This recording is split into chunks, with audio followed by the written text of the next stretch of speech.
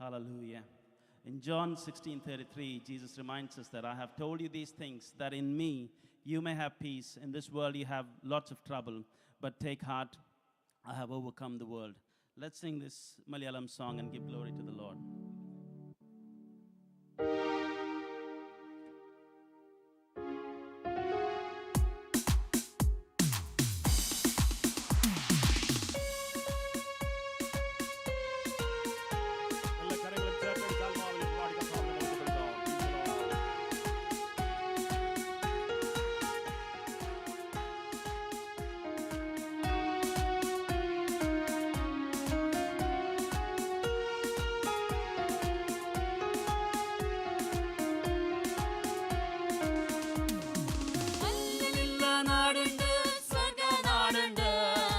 അല്ലലെല്ലാം തീർക്കുവാൻ കർത്തനുണ്ടല്ലോ.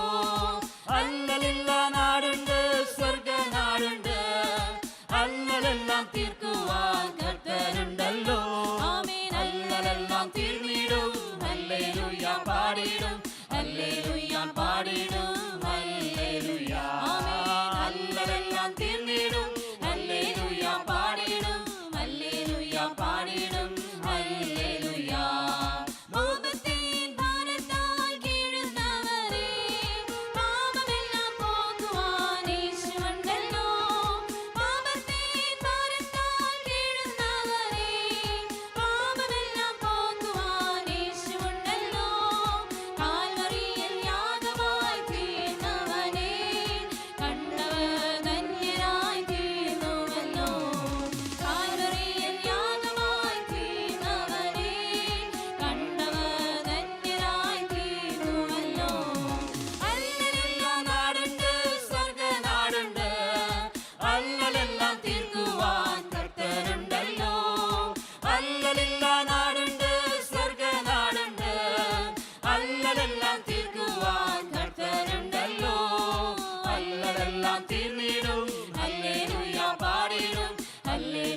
പാടിടും, hallelujah. അല്ലലെല്ലാം തീർന്നിടും, hallelujah പാടിടും, ഹല്ലേലൂയ പാടിടും, ഹല്ലേലൂയ. ലോകത്തിൽ കഷ്ടമുണ്ട്, ധൈര്യപ്പെടുവീൻ, ലോകത്തെ ജയിച്ച നാഥൻ കൂടെയുണ്ടല്ലോ. ലോകത്തിൽ കഷ്ടമുണ്ട്, ധൈര്യപ്പെടുവീൻ, ലോകത്തെ ജയിച്ച നാഥൻ കൂടെയുണ്ടല്ലോ. പിരിയുമ്പോൾ കൂടെയുള്ളോർ മാറുമ്പോൾ കൂട്ടിനായി കൂടെ വരും കർത്തനുണ്ടല്ലോ. കൂട്ടുകാർ പിരിയുമ്പോൾ കൂടെയുള്ളോർ മാറുമ്പോൾ കൂട്ടിനായി കൂടെ വരും കർത്തനുണ്ടല്ലോ. അല്ലലില്ല നാടുണ്ട്, സ്വർഗനാടുണ്ട്. അല്ലലെല്ലാം തീർക്കുവാൻ കർത്തനുണ്ടല്ലോ. അല്ലലില്ല നാടുണ്ട്, സ്വർഗനാടുണ്ട്. അല്ലലെല്ലാം തീർക്കുവാൻ കർത്തനുണ്ടല്ലോ. അല്ലലെല്ലാം തീർന്നിടും, ഹല്ലേലൂയ പാടിടും, ഹല്ലേലൂയ പാടിടും, ഹല്ലേലൂയ. അല്ലലെല്ലാം തീർന്നിടും, ഹല്ലേലൂയ പാടിടും, ഹല്ലേലൂയ പാടിടും, ഹല്ലേലൂയ. മോദമായി പാടിടാം ദൈവജനമേ, പാപമെല്ലാം പോക്കിയ യേശുരാജന്. മോദമായി പാടിടാം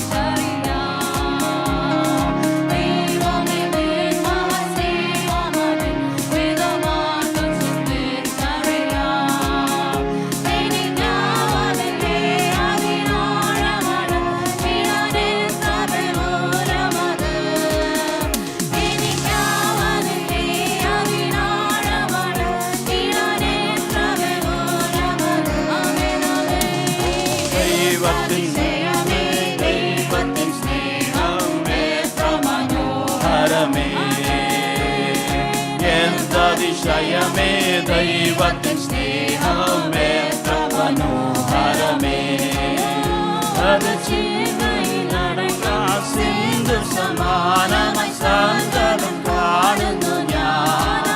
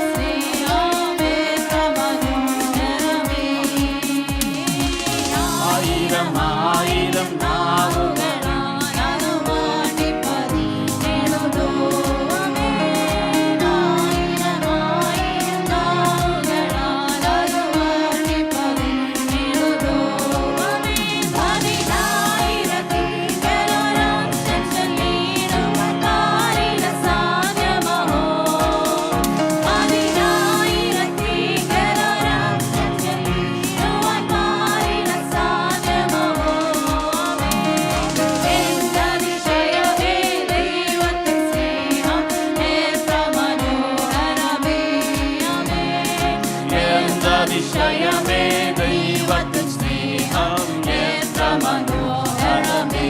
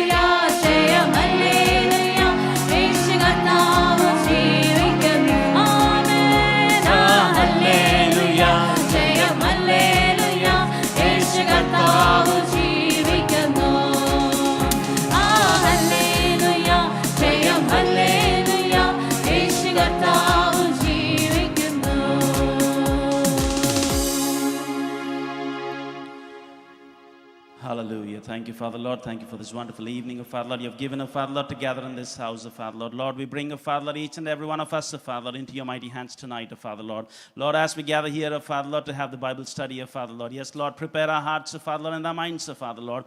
As we listen, Father Lord, to the word of Father Lord, what you have prepared, Father Lord, through your servant, Father Lord. Yes, Lord.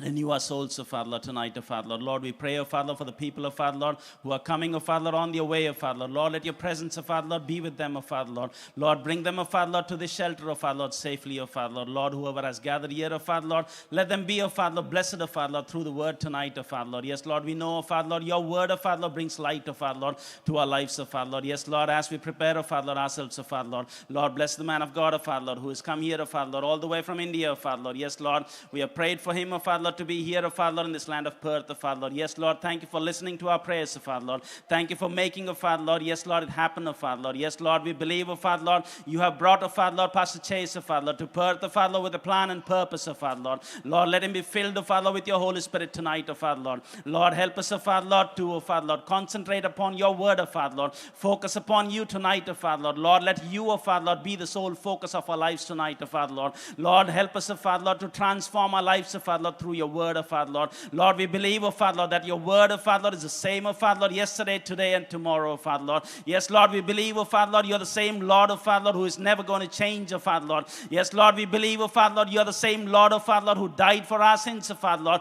Yes, Lord, and rose again, oh Father Lord. Yes, Lord, we believe, oh Father Lord, there is power, oh Father Lord, in the blood, oh Father Lord, of Jesus, oh Father Lord. Yes, Lord, thank you, Father Lord, for this wonderful evening again, oh Father Lord. Lord, from the beginning, oh Father Lord, to the end of this Bible study, oh Father Lord. Lord, let your presence, oh Father Lord, let your angels, oh Father Lord, be around this place, oh Father Lord. Lord, let there not be any disturbance, oh Father Lord. Thank you for the music, oh Father Lord. Thank you for the sound system, oh Father Lord. Thank you for the people, oh Father Lord, who are behind, oh Father Lord, backstage, oh Father Lord. Lord, bless them, oh Father Lord, each and every one abundantly, oh Father Lord. Let us all be used, oh Father Lord, for your glory and honor, oh Father Lord. Yes, Lord.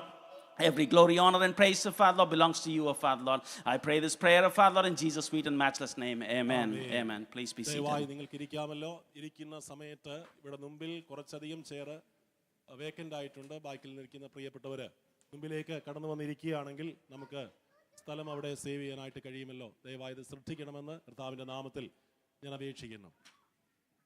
നമ്മുടെ Bible പഠന പരമ്പരയുടെ രണ്ടാമത്തെ ദിവസത്തിലേക്ക് നാം കടന്നു വന്നിരിക്കുകയാണ്. കടന്നു വന്നിരിക്കുന്ന എല്ലാ പ്രിയപ്പെട്ടവരെയും ധന്യനായ കർത്താവ് അനുഗ്രഹിക്കുമാറാകട്ടെ, അവിടുത്തെ കൃപാദാനങ്ങളാൽ നിറയ്ക്കുമാറാകട്ടെ എന്ന് ഞാൻ പ്രാർത്ഥിക്കുന്നു. ഇന്നലെ നമ്മൾ വീണ്ടും ജനനത്തെക്കുറിച്ച്, മാനസാന്തരം, വീണ്ടും ജനനം, ക്രിസ്തുവിങ്കിലെ വിശ്വാസം, ഈ വിഷയത്തെ സംബന്ധിച്ച് കർത്താവിൻ്റെ ദാസൻ വിശദമായി സംസാരിക്കുവാനായിട്ടിടയായി. ഇന്ന് രാത്രിയിലും അതിനെ തുടർന്നുള്ള വേദഭാഗങ്ങൾ കർത്താവിൻ്റെ ദാസൻ ദൈവജനത്തിൽ നിന്ന് ആധികാരികമായിട്ട് നമ്മോട് സംസാരിക്കുമ്പോൾ വളരെ പ്രാർത്ഥനയോടെ നമുക്ക് ദൈവസന്നിധിയിലായിരിക്കാം. ഇപ്പോൾ കർത്താവിൻ്റെ ദാസൻ ദൈവജന ശുശ്രൂഷയിലേക്ക് പ്രവേശിക്കുന്നതിന് മുമ്പായി തന്നെ ഇവിടെ കടന്നു വന്നിരിക്കുന്ന ബ്രദർ റോയ്, കർത്താവിൻ്റെ ദാസൻ മുമ്പിലേക്ക് കടന്നു വന്ന് പ്രാർത്ഥിക്കണമെന്ന് ഓർപ്പിക്കുന്നു. Brother Roy, praise the Lord.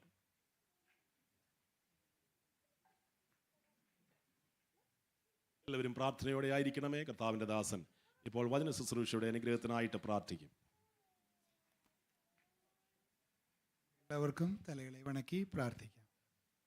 സ്വർഗസ്ഥനായ പിതാവേ, കർത്താവേ, ഈ അനുഗ്രഹിക്കപ്പെട്ട വൈകുന്നേര സമയത്തിനായിട്ട് ഞങ്ങളെല്ലാവരും കർത്താവേ ദൈവസന്നിധിയിൽ നന്ദിയോടുകൂടെ ഇങ്ങനെ ഒരുമിച്ച് കൂടുവാനായിട്ട് അവിടുന്ന് ഞങ്ങളെ അനുവദിച്ചതോർത്തുകൊണ്ട് ഞങ്ങൾ നന്ദിയോടുകൂടെ അങ്ങയുടെ സന്നിധിയിൽ ഞങ്ങൾ സമർപ്പിച്ച് പ്രാർത്ഥിക്കുന്നു. കർത്താവേ, ഒരുക്കപ്പെട്ട മനസ്സോടുകൂടെ അവിടുന്ന് കർത്താവേ ഇന്ന് വന്നു ചേരുവാനായിട്ട് അവിടുന്ന് ദൈവജനത്തെ കൂട്ടി വരുത്തിയതോർത്തുകൊണ്ട് ഞങ്ങൾ നന്ദിയോടുകൂടെ അങ്ങയെ സ്തുതിക്കുകയും സ്തോത്രം ചെയ്യുകയും ചെയ്യുന്നു.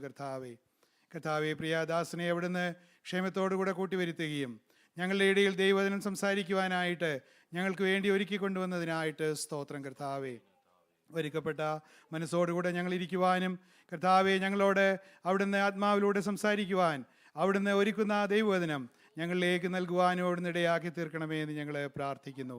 കർത്താവെ, ആത്മാവിൻ്റെ ശക്തിയാൽ നിന്റെ ദാസൻ സംസാരിക്കുവാനും ആ കേട്ട വചനം കർത്താവെ ഞങ്ങളുടെ ഉള്ളിൽ ക്രിയ ചെയ്യുവാനും ഞങ്ങൾ കർത്താവെ മാറ്റപ്പെട്ട മനസ്സോടുകൂടെ ദൈവം ആഗ്രഹിക്കുന്ന രീതിയിൽ ഒരുക്കപ്പെട്ടവരായിട്ട് അങ്ങ് ഞങ്ങൾക്ക് വേണ്ടി ചെയ്തു തീർക്കുവാൻ നൽകുന്ന വേല ചെയ്തു തീർത്ത് അങ്ങയുടെ മുൻപാകെ നിൽക്കുവാൻ ഞങ്ങളെ ഇടയാക്കി തീർക്കണമെന്ന് പ്രാർത്ഥിക്കുന്നു. അവിടുന്ന് ഒരുക്കിക്കൊണ്ടിരിക്കുന്ന എല്ലാ കർത്താവെ ഈ സൗകര്യങ്ങൾക്ക് ഓർത്തുകൊണ്ട് ഞങ്ങൾ നന്ദി പറയുന്നു. മൈക്ക് സിസ്റ്റത്തെയും കർത്താവെ അതുപോലെ എല്ലാ കർത്താവ് സാഹചര്യങ്ങളെ അവിടുന്ന് ഒരുക്കണമേ. ഞങ്ങൾ കർത്താവ് വചനം കേട്ട് തൃപ്തരായി കർത്താവെ മടങ്ങി ഭവനത്തിലേക്ക് സുരക്ഷിതമായിട്ട് പോകുവാനിടയാക്കണമേ. വചനം സംസാരിക്കുന്ന ദാസനെ ഞങ്ങൾ ഒരിക്കൽ കൂടെ ഞങ്ങൾ തൃക്കരങ്ങളിലേക്ക് സമർപ്പിക്കുന്നു. കർത്താവെ അവിടുന്ന് ഞങ്ങളെ കേൾക്കുവാനായിട്ട് അവിടുന്ന് ഒരുക്കുന്നതിനായിട്ട് സ്തോത്രം. പ്രാർത്ഥന കേൾക്കുന്ന ജീവിക്കുന്ന ദൈവം ഞങ്ങൾക്ക് വേണ്ടിയുള്ളതിനായിട്ട് ഞങ്ങൾ നന്ദി പറയുന്നു. കർത്താവെ, സകല മാനവും മഹത്വവും ഞങ്ങൾ തൃപാദങ്ങളിലേക്ക് ഞങ്ങൾ സമർപ്പിക്കുന്നു. ഞങ്ങളുടെ പ്രാർത്ഥന കേൾക്കുന്ന ജീവിക്കുന്ന ദൈവമാകിയാൽ സ്തോത്രം. സകല മാനവും മഹത്വവും തൃപാദങ്ങളിലേക്ക് സമർപ്പിക്കുന്നു. സകലതും ഞങ്ങൾക്ക് വേണ്ടി ജീവൻ വെച്ച കർത്താവായ യേശു ക്രിസ്തുവിൻ്റെ നാമത്തിൽ അപേക്ഷിക്കാൽ കൃപയുണ്ടായി കേൾക്കുമാറാകണമേ. ആമേൻ. വളരെ സ്നേഹത്തോടും ആദരവോടും കർത്താവിൻ്റെ ദാസൻ ജെയ്സ് പാസ്റ്ററെ തുടർന്ന് 9 മണി വരെയുള്ള സമയത്ത് ബൈബിൾ പഠനത്തിന് വേണ്ടി ക്ഷണിക്കുന്നു. കർത്താവ് നമ്മെ സഹായിക്കുമാറാകട്ടെ.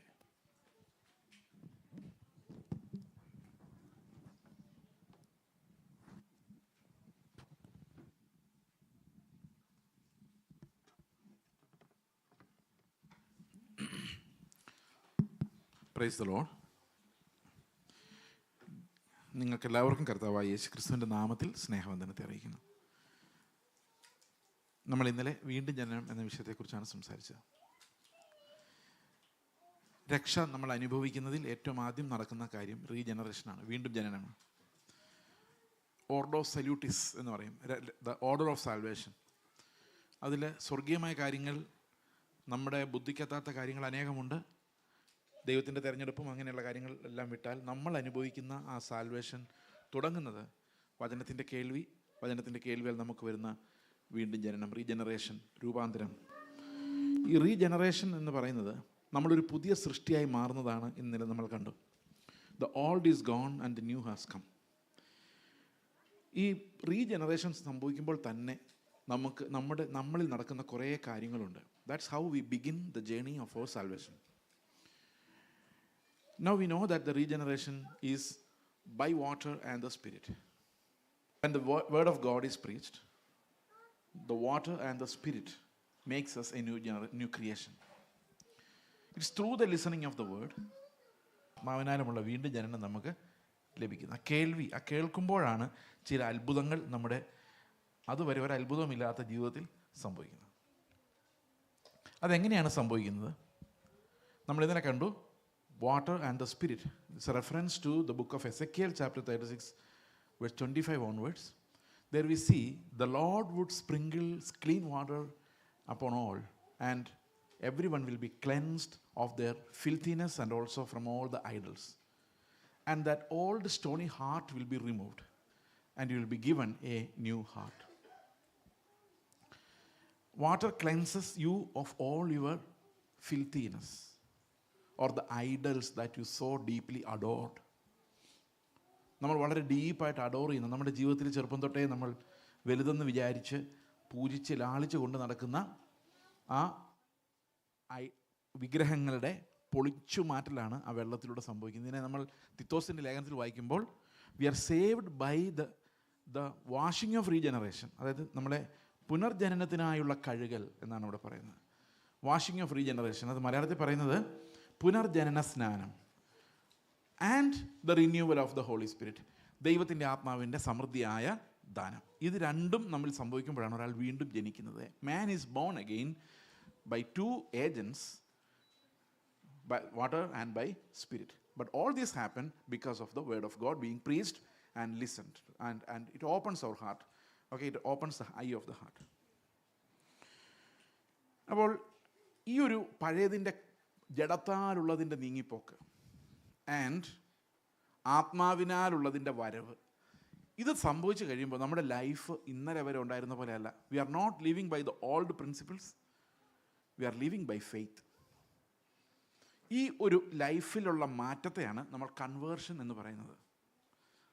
അല്ലാതെ ഓർത്തഡോക്സ് ചർച്ചിൽ ചാടി പെന്തിക്കോസിൽ വരുന്നതിനല്ല, അല്ലെങ്കിൽ ഏതെങ്കിലും ഒരു മതത്തിൽ നിന്ന് ചാടി ഞാൻ നാളെ തൊട്ട് ക്രിസ്ത്യാനി എന്ന് പറഞ്ഞ് ഏതെങ്കിലും വെള്ളത്തിൽ പോയി മുങ്ങുന്നതല്ല കൺവേർഷൻ. കൺവേർഷൻ എന്ന് പറയുന്നത് ഇന്നലെ വരെ കാഴ്ചയിൽ എൻ്റെ യുക്തിയിൽ ജീവിച്ച ഞാൻ ആ ജീവിതം എന്നേക്കുമായിട്ട് വൈൻഡപ്പ് ചെയ്ത് വിശ്വാസത്താൽ ജീവിക്കാൻ തുടങ്ങുന്നതിനെയാണ് കൺവേർഷൻ എന്ന് പറയുന്നത്. I am converted into a new life lived by faith. ഈ ലൈഫ് നമുക്ക് തരുന്നത് ഹോളി സ്പിരിറ്റ് ആണ്. Holy spirit gives life. അതെന്നാണ് നമ്മൾ കണ്ട പ്രധാനപ്പെട്ട ഒരു കാര്യം. അതായത് നമ്മൾ എപ്പോഴാണോ നമ്മൾ വീണ്ടും ജനിക്കുന്നത് അന്ന് മുതൽ നമ്മൾ പിന്നെ ആ മോമെൻറ്റ് മുതൽ നമ്മൾ ജീവിക്കുന്നത് it's by the principles of heaven, it's by faith, and it's a newness of our life. ഇനി നിങ്ങൾ നമ്മുടെ ക്രിസ്ത്യ ജീവിതത്തെ മുഴുവൻ ശ്രദ്ധിച്ചു കഴിഞ്ഞാൽ നമ്മുടെ ജീവിതം അവസാനിക്കുന്നത് വരെ the death of the old and the faith, the new arrival of the new by faith, ഇത് നമുക്ക് ജീവിതത്തിൽ മുഴുവൻ കാണാൻ പറ്റും. എഫെസ്യ ലേഖനം വായിക്കാൻ പറയാണ്, നിങ്ങൾ പഴയതിനെ ഉരിഞ്ഞു കളഞ്ഞ് പുതിയതിനെ ധരിച്ചു കൊള്ളുവിൻ. കൊലോസ്യ ലേഖനത്തിൽ പറയാണ്, പഴയതിനെ നിങ്ങൾ ഉരിഞ്ഞു കളഞ്ഞു പുതിയതിനെ ധരിച്ചിരിക്കുന്നു. എപ്പോഴും നമ്മൾ ആവർത്തിപ്പിക്കുന്ന ഒരു കാര്യമാണ് the old is gone, the new has come. ഇത് റീജനറേഷൻ്റെ സമയത്ത് മാത്രമല്ല, ഇത് ലൈഫിൽ മുഴുവൻ we follow that pattern. When you are taking baptism we follow the same pattern. Old is gone, the new has come. When you take the Lord's supper, break the bread, we say Lord you died, I also died with you. അവൻ്റെ മരണത്തെ പ്രസ്താവിക്കുമ്പോൾ അവൻ്റെ കൂടെ ഞാനും മരിച്ചു എന്നാണ് അതിൻ്റെ അർത്ഥം. I died, the old is gone and by your death I am made new. ഈ ഒരു സെലിബ്രേഷനാണ് നമ്മുടെ ലൈഫ് മുഴുവൻ. വർഷിപ്പ് അങ്ങനെ തന്നെയാണ്. വർഷിപ്പിൽ എന്താ പറയുന്നത്? I am not worthy lord, you are worthy. കർത്താവെ നീയാണ് യോഗ്യൻ. നമ്മൾ സാധാരണ ചിന്തിക്കുന്ന ഈ ഡ്രം അടിച്ച് മൂപ്പിച്ച് കഴിയുമ്പോഴേക്കും നമുക്ക് ആ ബോധം പോകുന്ന മോമെൻ്റാണ് ഈ വർഷിപ്പ് എന്നാണ്. That's not worship, that's ecstasy. ഈ റിലീജിയസ് എക്സ്റ്റസി എന്ന് പറയുന്നത് എല്ലാ മതങ്ങളിലും ഉണ്ട്. ഡ്രം അടിച്ച് ആരുടെ ബോധം വേണമെങ്കിലും പോകും. അത് എത്ര കടിച്ചു പിടിച്ചിരിക്കുന്ന, അതിനാദ്യം വേണ്ടത് നമ്മുടെ കപ്പാസിറ്റിക്ക് മുകളിൽ ഡ്രം അടിക്കുക എന്നുള്ളതാണ്. ചുമ്മാ ഒരു ഡ്രം അടിയിൽ നമ്മൾ ഏൽക്കുകയില്ല. അപ്പോൾ ഇത് നമുക്ക് ആ ഹോളിന് നടുക്ക് പോയിരുന്നാൽ നമ്മുടെ ശബ്ദം കേൾക്കരുത്, നമുക്ക് ചിന്തിക്കാൻ പറ്റരുത്, നമുക്ക് പാടാൻ പറ്റരുത്, നമ്മളെ നിഷ്പ്രജ്ഞരാക്കുന്ന, അങ്ങനെ ഒരു വാക്കുണ്ട് കേട്ടോ മലയാളത്തിൽ. It means all our instruments are gone. Okay, all our faculties are off, switched off. അങ്ങനെ നമ്മൾ നിസ്സഹായരായ ഏത് സമയത്താണ് എൻ്റെ കർണപുടം പൊട്ടിപ്പോകുന്നത്, drum of the ear breaks എന്നറിയാതെ അന്തമിട്ടിരിക്കുന്ന ആ സമയത്താണ് നമ്മൾ ഉന്മാദത്തിലേക്ക് പോകുന്നത്. കാരണം we have no other option, we can't think. അവർ പറയും ഒന്നും ചിന്തിക്കരുത്, വിട്ടുകൊടുത്തു. ഈ പാട്ടിനകത്തോട്ട് നമ്മളെ അങ്ങ് വിട്ടുകൊടുക്കുകയാണ്. അത് ഏത് സെക്കുലർ പാട്ട് പാടിയാലും ആ സമയത്താണ് നമ്മൾ ശ്രദ്ധിക്കാൻ പോകുന്നില്ല. You will run into an ecstasy. ആ എക്സ്റ്റസി ഭയങ്കര അഡിക്റ്റീവാണ്. If you get that ecstasy once, you want it every day. അവിടെ ചെന്നിട്ടൊരു ഉന്മാദമില്ലായിരുന്നു, ഒരു എന്താ തണുത്ത ഒരു ഫീലിംഗാണ് എന്ന് പറഞ്ഞാൽ എന്താണെന്ന് വെച്ച് കഴിഞ്ഞാൽ ആ ലഹരി കിട്ടിയില്ല. ദാറ്റ് ലഹരി is addictive. You want to get that every time. And people think this is worship. Worship is acknowledging the worthship of God. The Lord is worthy, and knowing that the Lord is worthy to receive your honor, receive the honor, glory and praise. And when we understand that with our heart, we are worshiping Him. Worshiping Him not just in the congregation, also worshiping Him when we are living. Whenever we say, Lord, I want to live by your resources, നിന്റെ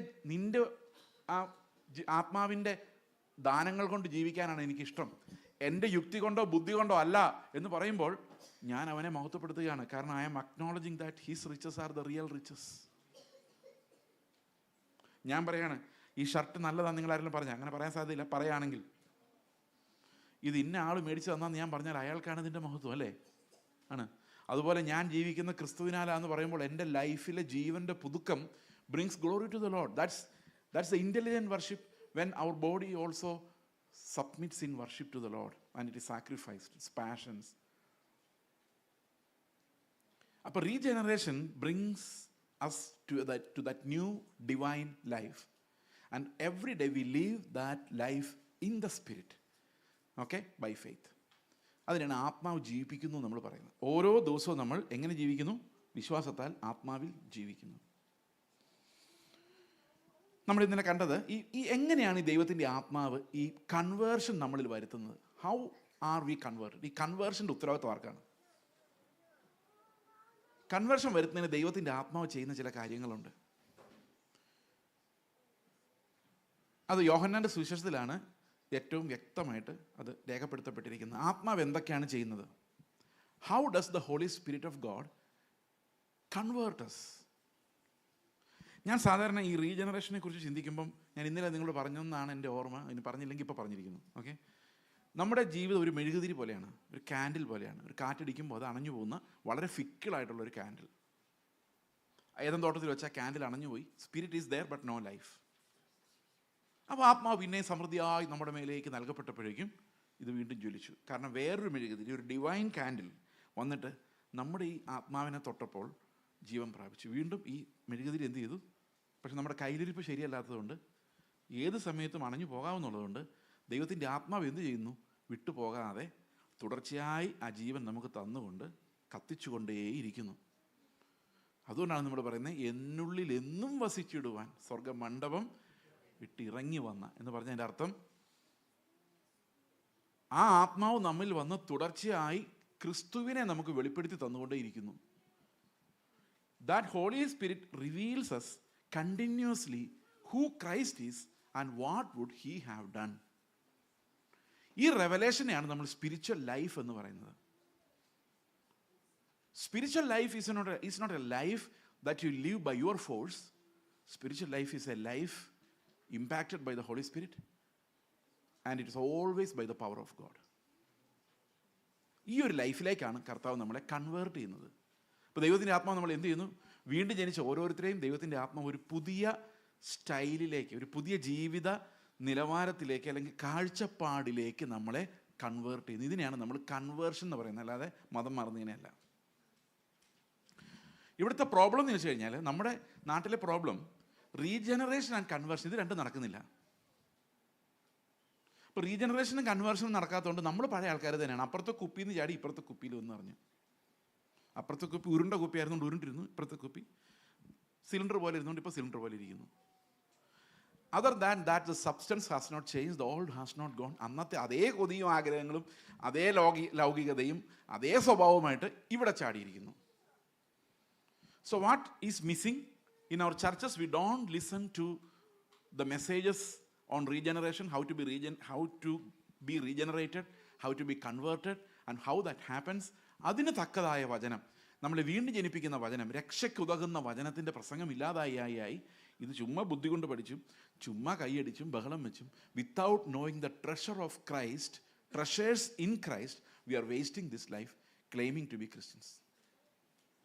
so we need to get back to Christ. എൻ്റെ ഉള്ളിലുള്ള ഏറ്റവും വലിയ burden എന്ന് പറഞ്ഞാൽ നമ്മുടെ ചർച്ചകളെല്ലാം ക്രിസ്തുവിനെ തിരിച്ചെടുക്കുക എന്നുള്ളതാണ്. That means Christ should get back the churches. The human beings have taken possession of them. ഇപ്പം ദൈവത്തിൻ്റെ സഭയെ പൊസസ് ചെയ്യുന്ന മുഴുവൻ മനുഷ്യരും അവരുടെ കഴിവുകളുമാണ്. അത് കർത്താവിന് തിരിച്ചു കിട്ടുക എന്നുള്ളതാണ് ഒരു ശുശ്രൂഷയുടെ ഉദ്ദേശം. So my purpose is to bring the church to Christ.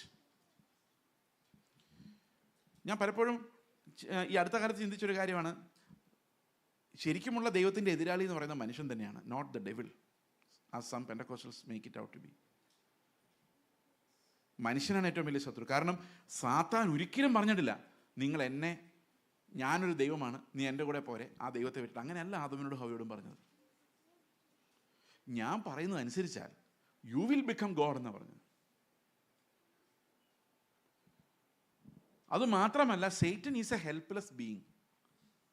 നമ്മുടെ ഈ കുറേ പ്രവാചകന്മാരുടെ പ്രസംഗം മാറ്റി നിർത്തിയാൽ Satan is helpless, at least helpless before God. ദൈവം പറയാണ് വാടാ ഇവിടെ എന്ന് പറഞ്ഞാൽ സാത്താന് പോയേ പറ്റൂ. പോടാ എന്ന് പറഞ്ഞാൽ പോയേ പറ്റൂ. വാടാ എന്ന് പറഞ്ഞാൽ വന്നേ പറ്റൂ. പത്രോസിനെ പരീക്ഷിക്കാൻ പോലും സാത്താൻ ചെന്ന് ചോദിക്കും, ഞാനൊന്ന് പരീക്ഷിച്ചോട്ടെ, കാരണം വലിയ പാറ എന്നൊക്കെ പറഞ്ഞ് നീ വിട്ടിട്ട് ഇപ്പം കണ്ടില്ലേ തള്ളി പറയാൻ പോവാ, ഞാൻ കാണിച്ചു തരാം. അപ്പോൾ സാത്താൻ പറഞ്ഞു, നീ പരീക്ഷിച്ചാൽ കുഴപ്പമില്ല, പക്ഷെ അവൻ്റെ വിശ്വാസത്തെ തൊട്ടുള്ള പരീക്ഷണം വേണ്ട. അവൻ ബലഹീനമെന്ന് എനിക്കറിയാം, ഞാനാണ് അവൻ്റെ വിശ്വാസം കാക്കുന്നത്. കർത്താവ് പറഞ്ഞു, നിങ്ങളുടെ സ്വർഗത്തിലെ പിതാവ് അറിയാതെ തലമുടിനാര് പോലും താഴെ വീഴില്ല. അത് എണ്ണി വെച്ചിരിക്കുന്ന ഒരാൾ ദൈവമാണ്. അല്ലെങ്കിൽ സാത്താൻ വന്നതിനകത്ത് ഒരു തലമുടിനാര് പോലും കൊഴിക്കില്ല. ചില സഹോദരിമാരെന്ന് ഭയങ്കര തലമുടി കൊഴിച്ചിലാണ്. 10 വർഷം കഴിഞ്ഞാൽ ആ തലമുടിയെല്ലാം അങ്ങനെ തന്നെയുണ്ട്. അതിനത് കൊഴിഞ്ഞ് തീരാത്തത്. നമ്മൾ എത്ര തലമുടി കൊഴിഞ്ഞാലും അതനുസരിച്ച് ഉണ്ടാകുന്നുണ്ട്. അത് നമ്മൾ അറിയുന്നില്ല, ഉണ്ടായവരെ നമ്മൾ കാണുന്നില്ല. ഒരു സമയത്ത് ഈ തലമുടിയുടെ എണ്ണം നമുക്ക് എടുക്കാൻ പറ്റില്ല. But God knows that count. എന്നിട്ട് പറയാണ്, സാത്താനെ നിങ്ങൾ പേടിക്കണ്ട, ആരെയും പേടിക്കണ്ട, കാരണം ഇതിനകത്ത് ഒരു തലമുടിനാര് താഴെ വീഴുന്നുണ്ടെങ്കിൽ അത് പിതാവ് അത് നോട്ട് ചെയ്തിട്ടുണ്ട്. ഇത്രയേ ഉള്ളൂ, ഇനി -1. അപ്പൊ സാത്താനോട് എന്ത് പറഞ്ഞാലും സാത്താൻ അനുസരിച്ചേ പറ്റുള്ളൂ. He's not over the Lord, he's under command. He's an angelic being fallen. അങ്ങനെ നമ്മൾ മനസ്സിലാക്കുന്നത് 100% ഉറപ്പിച്ച് പറയാൻ പറ്റില്ല. But that's how we can induce from the Bible. But anyway, he's at the command of the Lord. ഞാൻ പോയി അവൻ്റെ വായിൽ വശീകരിക്കുന്ന ആത്മാവാകും, ചതിക്കുന്ന ആത്മാവാകും എന്ന് സാത്താൻ പറഞ്ഞുകൊണ്ട് പോവാണ്. He stands before God. എനിക്കൊന്ന് സാത്താൻ നമ്മൾ ഒത്തിരി സഹായിക്കുന്നുണ്ട്, അവൻ അറിയാതെ. എൻ്റെ മുമ്പിൽ സാത്താൻ ശത്രുക്കളെ കൊണ്ടുവരുമ്പോഴല്ലേ ശത്രുക്കളെ സ്നേഹിക്കാൻ ഞാൻ പഠിക്കുന്നത്?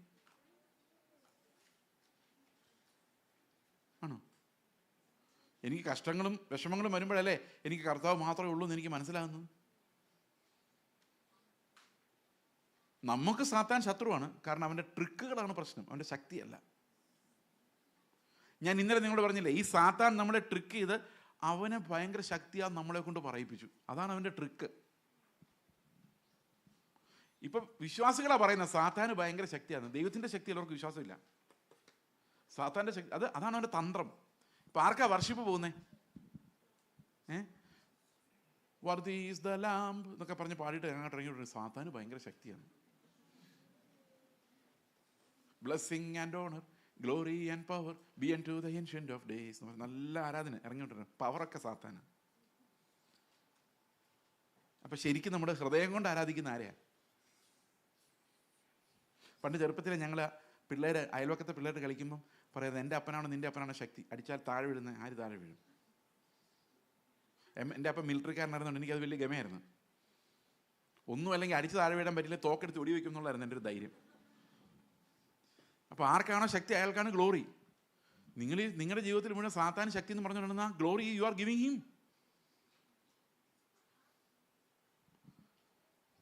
അപ്പോൾ കൺവേർട്ടഡ് ലൈഫ് എന്ന് പറഞ്ഞ് കൺവേർഷൻ്റെ മെസ്സേജ് കേൾക്കാതെ, മാറാതെ, നമ്മുടെ ലൈഫ് മാറാതെ എപ്പോഴും നമ്മൾ അടിമത്തത്തിൽ, എപ്പോഴും നമ്മൾ ഈ അയ്യോ തലവേദന എടുക്കുന്നു, സാത്താൻ പോരാടിയതാണ്. ആ വെള്ളം കുടിക്കാത്തോണ്ടായിരിക്കും.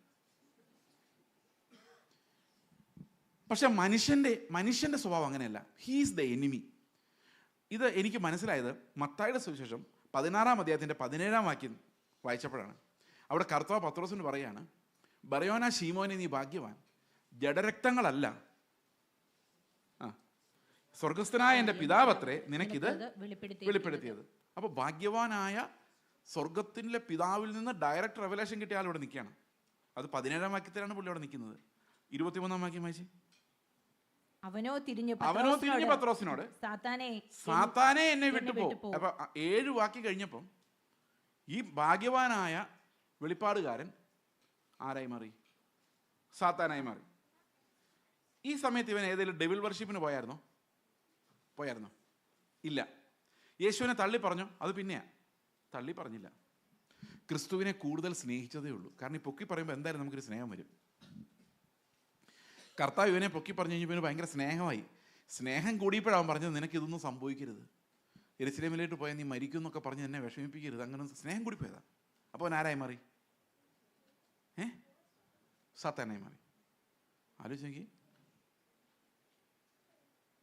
അപ്പൊ കർത്താവിൻ്റെ കാരണം പറയുന്നുണ്ട് എങ്ങനെ ഈ സാത്താൻ ഉണ്ടാവുന്നതെന്ന്. അടുത്ത വാക്യം, നീ എനിക്ക് ഇടർച്ചയാകുന്നു, നീ ദൈവത്തിൻ്റെതല്ല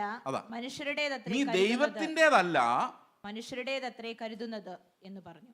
ആരുടെ കരുതുന്നത്? മനുഷ്യരുടേത്. സ്റ്റേജിൽ നിന്ന് പ്രസംഗിക്കുന്ന ആൾക്കാർ ആരെയാ കരുതുന്നത്? എൻ്റെ മുമ്പിൽ നിൽക്കുന്ന മനുഷ്യർക്ക് ഇഷ്ടപ്പെടണം, നാളെയും വിളിക്കണം. ഇതൊരു ബിസിനസ്സാണ്. ഇത് പ്രോഫിറ്റബിൾ ആവണമെങ്കിൽ എൻ്റെ മുമ്പിലിരിക്കുന്ന ആൾക്കാരെ പ്രസാദിപ്പിക്കണം. ആരുടെ കാര്യമാണ്? നിങ്ങളുടെ വിഷയങ്ങളുടെ മേൽ ഇറങ്ങി വരുന്ന ദൈവം. ആരുടെ വിഷയമാണ്? ദൈവത്തിൻ്റെ വിഷയമാണോ? പറ. ഈ പ്രസംഗിക്കുന്ന മുഴുവൻ ആരുടെ വിഷയങ്ങളാ? മനുഷ്യരുടെ വിഷയങ്ങളാ. ദൈവത്തിൻ്റെ പദ്ധതിയെക്കുറിച്ച് നമ്മൾ മിണ്ടുന്നതേയില്ല. എല്ലാം മനുഷ്യരുടെ വിഷയങ്ങളാണ്. Man has become the centre of worship. ചില പാസ്റ്റർമാർ പറഞ്ഞേക്കാം, ഇന്ന് ഞങ്ങൾക്ക് നല്ലൊരു ആരാധന തന്നതിനായിട്ട് സ്തോത്രം. നിങ്ങൾ കേട്ടിട്ടുണ്ടോ ഇത്? ഇന്ന് നല്ലൊരു ആരാധന ഞങ്ങൾക്ക് തന്നതിനായിട്ട് സ്തോത്രം. ആർക്ക് തന്നതിനായിട്ട്? ഈ ആരാധന ഒന്ന് സൂക്ഷിച്ച് നോക്കി. Oh how beautiful is my song. നിങ്ങൾ ശ്രദ്ധിക്കുക, ഞാൻ എത്ര മനോഹരമായിട്ടാണ് ഈ കീബോർഡിലൂടെ വിരലുകൾ പടപെടാന്ന് ഓടിക്കുന്നത്. എൻ്റെ പാട്ട് എത്ര മനോഹരമാണ് നോക്ക്. എൻ്റെ പ്രസംഗം പോയിന്റുകളൊന്ന് ആലോചിച്ച് നോക്ക്. How good I am. ഞാനാണ് പ്രസൻറ്റഡ് ആകുന്നത്, കർത്താവല്ല. It's a huge warfare. We are robbing God of his glory. Thinking about man's, concerned about man and his everlasting, never-ending needs. ഒരിക്കലും തീരാത്ത ആർത്തി. ഓക്കെ, സമാധാനമായോ? ഓക്കെ. അപ്പോൾ നമ്മൾ ഇവിടെ ഇരുന്നുകൊണ്ട് ഓരോ മനുഷ്യർ നിന്റെ വിഷയങ്ങൾ എന്ന് പറഞ്ഞുകൊണ്ട് ആൾക്കാർ തലയൊക്കെ പിടിച്ച് കുലിക്കൊണ്ടിരിക്കുമ്പോൾ കർത്താവ് മുകളിൽ ഇരുന്നുകൊണ്ട് സാത്താനെ എന്ന് വിളിക്കുന്നുണ്ട്. കേൾക്കുന്നില്ലെന്നേ ഉള്ളൂ. നമുക്ക് ഈ അകത്തെ ചെവി അടഞ്ഞു പോയതുകൊണ്ട്, ശിഷ്യന്മാരുടെ ചെവി ഇല്ലാത്തതുകൊണ്ട് ഇതൊന്നും കേൾക്കുന്നില്ല. നമ്മളതായിട്ട് അടിച്ച് തകർക്കുകയാണ്. നിനക്കൊരു വിടുതൽ വരാൻ പോകുന്നു. ഓസ്ട്രേലിയ വന്നിട്ട് മതിയാകാഞ്ഞിട്ട് ഇനി അമേരിക്കയിൽ കൊണ്ടുപോകാനുള്ള പുതിയ പ്രവചനം. അവിടെ ചെല്ലുമ്പോൾ ട്രംപ് അവിടെ നിന്ന് അങ്ങോട്ട് ഓടിക്കും. അന്നേരം പുതിയ പ്രവാചകന്മാർ അവിടെ ചെല്ലും.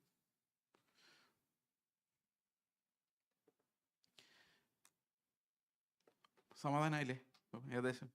അപ്പം we have to claim, we have to say that the church belongs to the Lord. Christ is the head of the church and the church is about the Lord and who he is.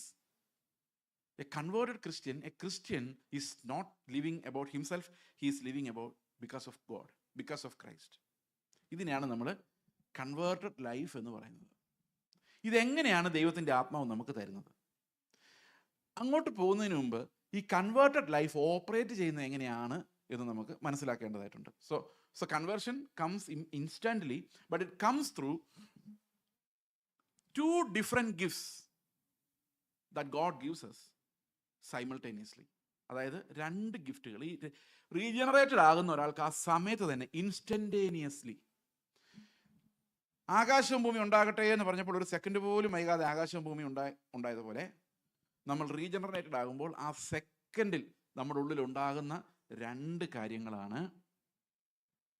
ഒന്ന്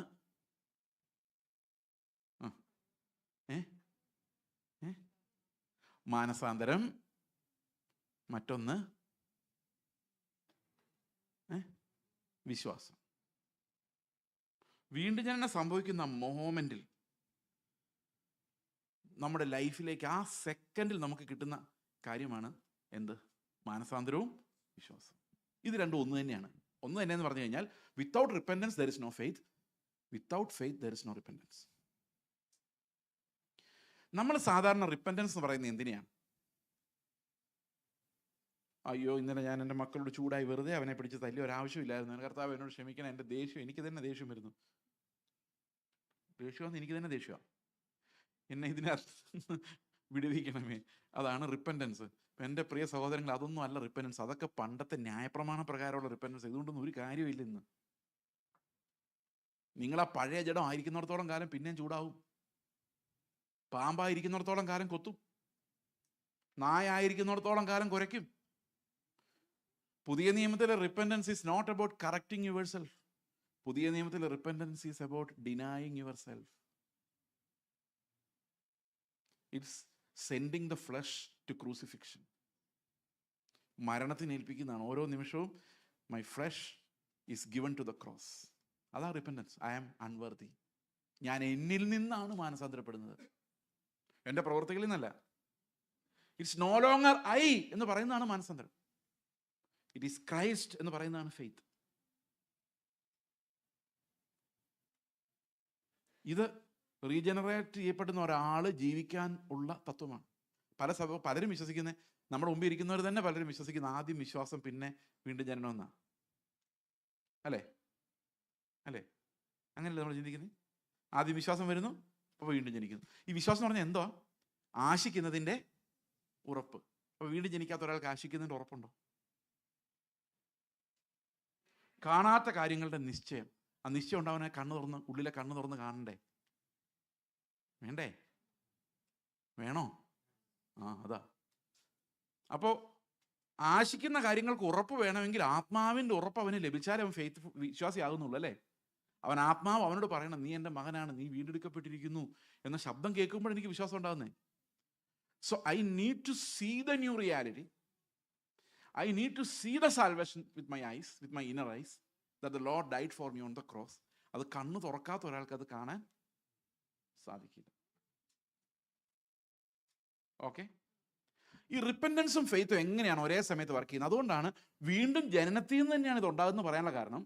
it happens by water and the spirit. അവിടെ പഴയതിൻ്റെ മരണവും പുതിയതിൻ്റെ ജീവിതവും നമ്മുടെ ജീവിതകാലം മുഴുവൻ നിലനിൽക്കുന്ന ഒരു പ്രിൻസിപ്പിളായിട്ട് മാറുകയാണ്. I don't live by reason but by faith.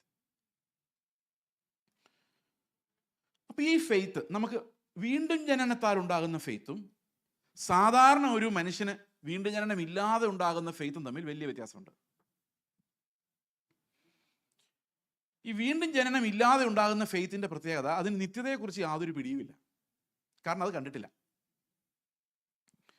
അത് കണ്ടിരിക്കുന്നത് ഈ സാധാരണമായ വിശ്വാസം ഒരിക്കലും നിത്യതയെ കണ്ടിട്ടില്ല, അതിനെക്കുറിച്ച് ഉറപ്പില്ല. പിന്നെ അവർക്ക് എന്ത് വിശ്വാസം ഉള്ളതെന്ന് വെച്ച് കഴിഞ്ഞാൽ ദൈവം നടത്തും ബ്രദറെ, ആ വിശ്വാസമുണ്ട്. ഒന്നുകൊണ്ടും വിഷമിക്കേണ്ട ബ്രദറെ, ദൈവം നടത്തും. ഈ വിശ്വാസത്തിന് നമുക്ക് വീണ്ടും ജനിക്കേണ്ട കാര്യമില്ല. എൻ്റെ തലവേദന മാറ്റാൻ ശക്തിയുള്ള ദൈവം ഇന്ന് രാത്രി നിങ്ങളുടെ മധ്യത്തിൽ ഇറങ്ങി വന്നിരിക്കുന്നു. അതിന് വീണ്ടും ജനിക്കേണ്ട ഒരു കാര്യവുമില്ല. അതെല്ലാ മതങ്ങളിലും അവിശ്വാസമുണ്ട്.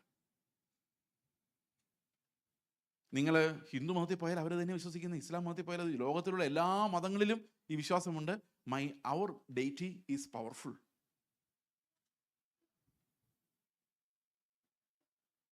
കഴിഞ്ഞ ദിവസം എനിക്കൊരാൾ അയച്ചു തന്നു ഇസ്ലാമിൽ നടന്ന അത്ഭുതങ്ങളെന്നും പറഞ്ഞു.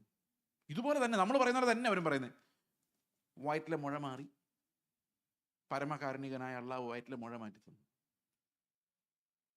This faith is there in every religion. ആ ഫെയ്ത്ത് ഉണ്ടാകാൻ ഒരാൾ വീണ്ടും ജനിച്ച ആളാകണമെന്ന് നിർബന്ധമില്ല. In these modern times, these post-modern times, pastors are using this faith to build their ministry. ഈ ഫെയ്ത്തിന്റെ പ്രത്യേകത ദൈവത്തിൻ്റെ സാമാന്യ അനുഗ്രഹങ്ങളിലേക്ക് മാത്രം നമ്മുടെ ശ്രദ്ധയെ എത്തിക്കുന്ന വിശ്വാസം. എന്താണ് ദൈവത്തിൻ്റെ സാമാന്യ അനുഗ്രഹങ്ങൾ എന്ന് പറയുന്നത്? സാമാന്യ അനുഗ്രഹങ്ങൾ എന്ന് പറഞ്ഞാൽ അത് പ്രാർത്ഥിക്കുന്നവർക്കും പ്രാർത്ഥിക്കാത്തവർക്കും കിട്ടുന്ന അനുഗ്രഹം. ഫോർ എക്സാമ്പിൾ, പെർത്തിൽ ഇന്ന് നല്ല ചൂടായിരുന്നു, 40-42 ഡിഗ്രി ഒക്കെ ഉണ്ടായിരുന്നു പറഞ്ഞു കേട്ടു. ഒരു മഴ പെയ്താൽ കർത്താവ് വിചാരിക്കോ പ്രാർത്ഥിക്കുന്ന എൻ്റെ മക്കൾക്ക് മാത്രം ഇരിക്കട്ടെ മഴ?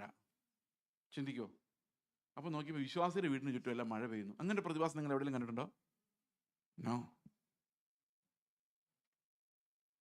ഇനി പണം, സമ്പത്തിൻ്റെ വിനിയോഗം കർത്താവ് തീരുമാനിക്കുകയാണോ? ഇവരൊത്തിരി പ്രാർത്ഥിക്കുന്നുണ്ട്, യേശുവിൻ്റെ നാമത്തിൽ പ്രാർത്ഥിച്ചിട്ട് മതിയാകാതെ മറ്റു പല പാസ്റ്റർമാരുടെ നാമത്തിൽ പെറ്റീഷനിങ് എത്തുന്നുണ്ട്, എന്തായാലും കൊടുത്തേക്കാം, അതുകൊണ്ട് പൈസ മുഴുവൻ പ്രാർത്ഥിക്കുന്ന പിള്ളേർക്ക്.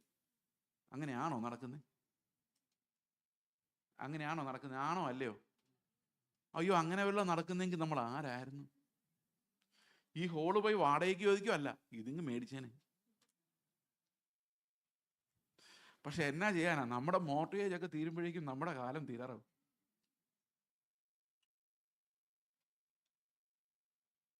പ്രാർത്ഥിക്കുന്നതിന് മാത്രം.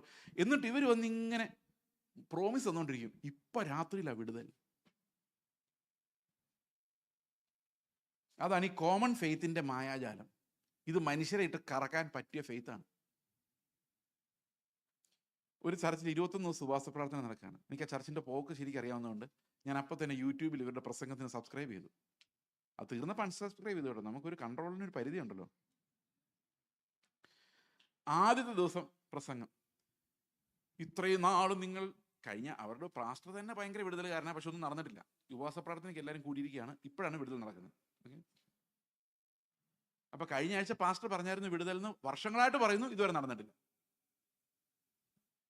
ആ പാസ്റ്റർ ഒരിക്കൽ പറഞ്ഞു, അപ്പോൾ ഞാൻ പ്രസംഗിക്കാൻ വേണ്ടി ഇവിടെ ഇരിക്കുക, വെയിറ്റ് ചെയ്യുക. പണ്ട് അവിടെ ചർച്ച തന്നപ്പം ദൈവം പലപ്പോഴും പല പ്രോമിസുകൾ നമുക്ക് തന്നിട്ടുണ്ടെങ്കിൽ ഒന്നും നടന്നിട്ടില്ല. അതുകൊണ്ട് ദൈവത്തിന് നമ്മൾ 2 മാസത്തെ അവധി കൊടുക്കാൻ പോവാന്ന്, പഴയ പ്രോമിസുകളെല്ലാം ക്ലിയർ ചെയ്യാൻ. അപ്പോൾ ആദ്യത്തെ ദിവസം ഉപവാസ പ്രാർത്ഥന, പ്രവാചകൻ വരുന്നു, ഇന്ന് ആരാധിക്കുക, ഇപ്പം നടുവിലേക്ക് ഇറങ്ങി വരുന്നു, സൗണ്ട്. അതിനിടയിൽ ഒരുത്തന്നെ സൗണ്ട് ബോക്സ് പൊട്ടി ഹോസ്പിറ്റലാക്കി. ഞാൻ ചുമ്മാ തമാശ പറയുന്നില്ല, റിയലി വിടുതൽ സംഭവിച്ച എല്ലാവരും വിടുതൽ കിട്ടിയെന്ന് പറഞ്ഞ് വീട്ടിലോട്ട് പോയി പട്ടിണിയാ. വൈകിട്ട് വന്നപ്പോൾ അടുത്ത പാസ്റ്റർ വന്നിട്ട് പറയാണ് ഇപ്പോഴാണ് വിടുതൽ. പിറ്റേ ദിവസം വേറൊരു പാസ്റ്റർ വന്നിട്ട് പറയാണ് ഇപ്പോഴാണ് വിടുതൽ. ഈ വിടുതൽ എന്ന് കേൾക്കുമ്പോഴേക്കും ഇവരുടെ കൺട്രോൾ പോകും. എന്താണെന്നറിയാൻ മേല. വിടുതൽ എന്ന് പറയണ്ട, വിഷയം അത്രയും പറഞ്ഞാൽ മതി. അപ്പോഴേക്കും ആൾക്കാർ സ്പ്രിങ് റെഡി. 21 ദിവസവും ഇത് തന്നെ പരിപാടി. 21-ാം ദിവസം പറഞ്ഞു ഇപ്പോഴാ വിടുതൽ എന്ന്. മണ്ടന്മാരായ ജനം ഇപ്പോഴായിരിക്കും എന്ന് വിചാരിച്ച് ഇരുന്ന് ഒന്നും കിട്ടാതെ അടുത്ത ഉപവാസ പ്രാർത്ഥനയ്ക്കായിട്ട് കാത്തിരുന്ന് ഇതേ പരിപാടി തുടർന്നുകൊണ്ടിരിക്കുന്നു. ഒരിക്കലും വിടുതൽ കിട്ടാത്ത, അതെങ്ങനെ കണ്ടിന്യൂ ചെയ്തുകൊണ്ടിരിക്കും. അവർ കാശുണ്ടാക്കിക്കൊണ്ടേയിരിക്കും, നിങ്ങളുടെ കയ്യിൽ നിന്ന് പോയിക്കൊണ്ടേയിരിക്കും. ഇതാണ് ഈ കോമൺ ഫെയ്ത്തിൻ്റെ പ്രത്യേകത. എന്നോടൊരാൾ പറഞ്ഞെന്നറിയാം, ഈ പ്രസംഗിക്കുന്നവർ മാത്രമേ മുതലാളിമാരാവുള്ളൂ, മുമ്പിലിരുന്ന് വിടുതൽ ഇടാൻ വേണ്ടി ഇരിക്കുന്നവർക്ക് ഒരിക്കലും വിടുതൽ കിട്ടത്തില്ല. ആ കാശ് മുഴുവൻ അവരടിച്ചുകൊണ്ട് പോകും. സൂക്ഷിക്കുന്നത് നല്ലതാണ്. അല്ല നോക്കിക്കോ. കാരണം ബൈബിളിൽ ഇങ്ങനെയുള്ള ഒരു പ്രോമിസും ഇല്ല. നീ പ്രാർത്ഥിച്ചാൽ കിട്ടാത്ത കാര്യങ്ങൾ ഞാൻ അവൻ പ്രാർത്ഥിച്ചാൽ മേടിച്ചു തരാം, അവന് കാശ് കൊടുക്കുന്ന ബൈബിളിൽ ഇല്ല. ആകാശത്തിന് കീഴെ മനുഷ്യരുടെ ഇടയിൽ യേശുക്രിസ്തു എന്ന ഒരു നാമം മാത്രമേ നൽകപ്പെട്ടിട്ടുള്ളൂ, ഒരൊറ്റ മധ്യസ്ഥൻ മാത്രമേ നമുക്കുള്ളൂ. അത് ക്രിസ്തുവിനോടുള്ള നിന്ദയാണ്. You are making another mediator. അപ്പം നമ്മൾ വിചാരിക്കും വേറൊരാൾക്ക് വേണ്ടി പ്രാർത്ഥിക്കുന്നതിനകത്ത് കുഴപ്പമുണ്ടോന്ന്. ഇങ്ങനെയാണ് ഈ തലതിരിഞ്ഞ ചോദ്യങ്ങൾ നമ്മുടെ ഉള്ളിൽ ഉണ്ടാകുന്നത്. പൗലോസ് എന്താ പറയുന്നത്? ഞാൻ നിങ്ങൾക്ക് വേണ്ടി പ്രാർത്ഥിക്കുന്നു, നിങ്ങൾ എനിക്ക് വേണ്ടിയും. അപ്പം നമ്മൾ ഒന്നിച്ച് നിന്നാ പ്രാർത്ഥിക്കുന്നത്, അല്ലാതെ ഒരാൾ നിടുവിൽ നിന്ന് ബാക്കിയുള്ളവരെ എല്ലാവരെയും കൂടെ കർത്താവിൻ്റെ അടുത്തോട്ട് കിടത്തി വിടാനുള്ള അവകാശം ആർക്കുമില്ല. ഞാൻ നിങ്ങൾക്ക് വേണ്ടി പ്രാർത്ഥിക്കുമ്പോൾ നിങ്ങളുടെ കൂടെ നിന്ന് നിങ്ങളിൽ ഒരാളായിട്ടാണ് പ്രാർത്ഥിക്കുന്നത്. സഭ ഒരുമനപ്പെട്ടാ പ്രാർത്ഥിക്കുന്നത്. ദേ are in one mind, one Accord. അവിടെ വേറൊരാളുടെ ഇടയിൽ നിൽക്കാനില്ല പുതിയ നിയമത്തിൽ. Because Christ is the mediator of the everlasting covenant and is the only mediator. Okay ആണോ? അപ്പൊ ഈ കോമൺ ബ്ലെസ്സിങ്സിനെ നോക്കിയുള്ള വിശ്വാസത്തിന്റെ വ്യാപാരം. പ്രിയ സഹോദരങ്ങൾ, ഞാൻ ഒരു കാര്യം നിങ്ങൾ പറയട്ടെ, അത് നടക്കുന്ന സഭകളല്ല, പ്രാർത്ഥനാ കൂട്ടങ്ങളാണ്.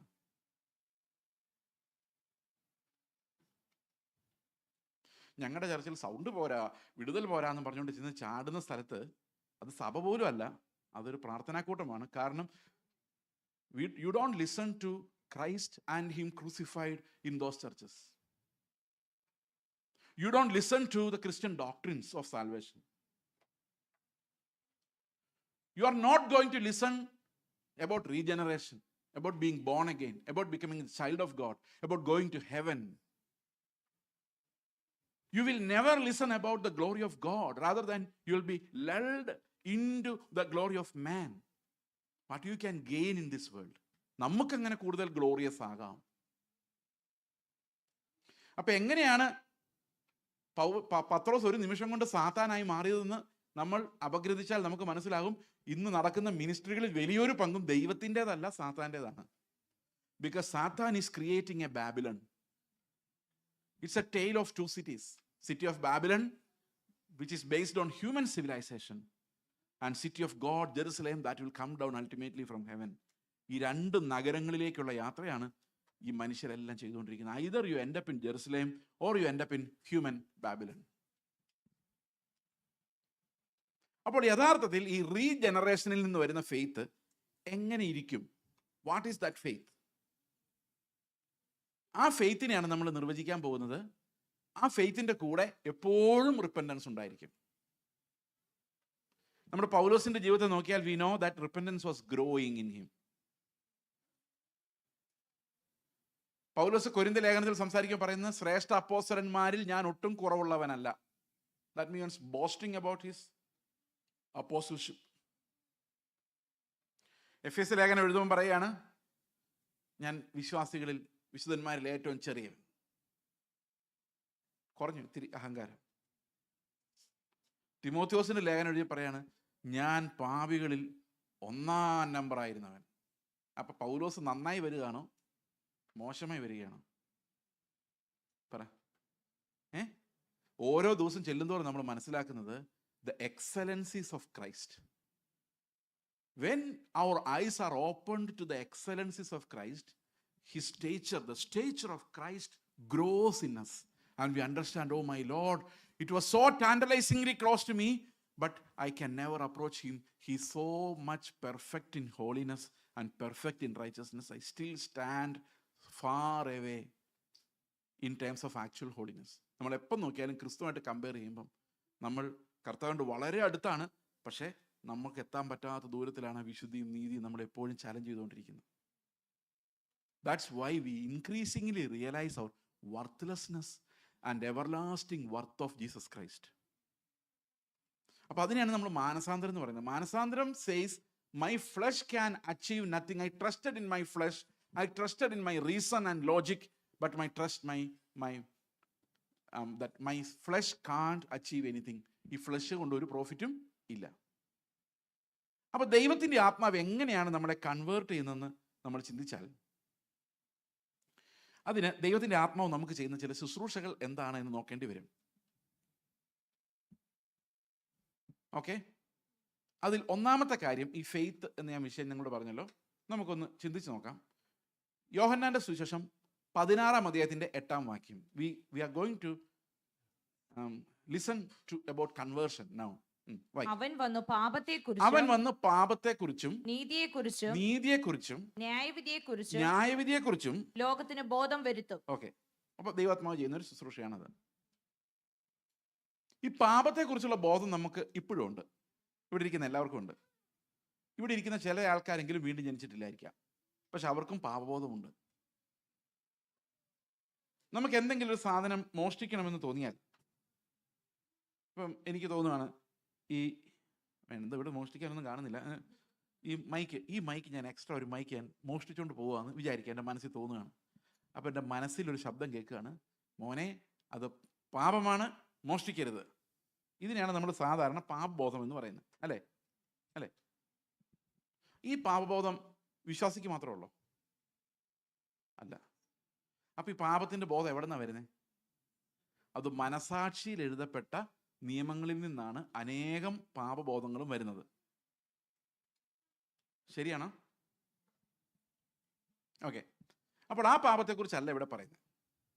ഇനി അഥവാ എൻ്റെ മനസാക്ഷി അത്ര നല്ലതല്ലെങ്കിൽ ഞാൻ ഇത് മോഷ്ടിച്ചുകൊണ്ട് റോട്ടിട്ട് ഇറങ്ങുമ്പോൾ പോലീസുകാർ വഴിയെന്ന് പറഞ്ഞ് മനസ്സിലാക്കി തരും, മോനെ ഇതൊക്കെ പാപമാണ്. അതിനൊക്കെ ഒത്തിരി ഏജൻസികൾ എല്ലാ ഗവൺമെൻറ്റിനും ഉണ്ട്. ഈ പാപങ്ങളെക്കുറിച്ചൊക്കെ ബോധം വരുത്താൻ ആത്മാവ് കഷ്ടപ്പെട്ട് ഇറങ്ങി വരേണ്ട കാര്യമില്ല. ഇനി നമ്മൾ നന്നാകുകയില്ലാത്തവരാണ് എന്ന് മനസ്സിലാക്കാൻ ആത്മാവിൻ്റെ ആവശ്യമില്ല എന്നാണ് പൗലോസ് പറയുന്നത്. പൗലോസ് പറയുന്നത് ന്യായപ്രമാണം അത് വെളിപ്പെടുത്തുന്നതാണ്. അതായത് ന്യായപ്രമാണം എന്താ വെളിപ്പെടുത്തുന്നത്? ചെയ്യണമെന്ന് ആഗ്രഹമുണ്ടെങ്കിലും ചെയ്യാൻ കപ്പാസിറ്റി ഇല്ലാത്തവരാണ് നമ്മളെന്ന് ന്യായപ്രമാണം. അപ്പം നമ്മുടെ സിൻ നേച്ചറിനെ കുറിച്ച്, നമുക്ക് പ്രവൃത്തികളെ കുറിച്ച് ബോധം വരുത്തുന്ന മനസാക്ഷിയും നമ്മുടെ പാപപ്രകൃതത്തെക്കുറിച്ച് ബോധം വരുത്തുന്ന ന്യായപ്രമാണവുമാണ്. Whereas our conscience and the knowledge of the law enlightens us about our transgressions, okay, the law of God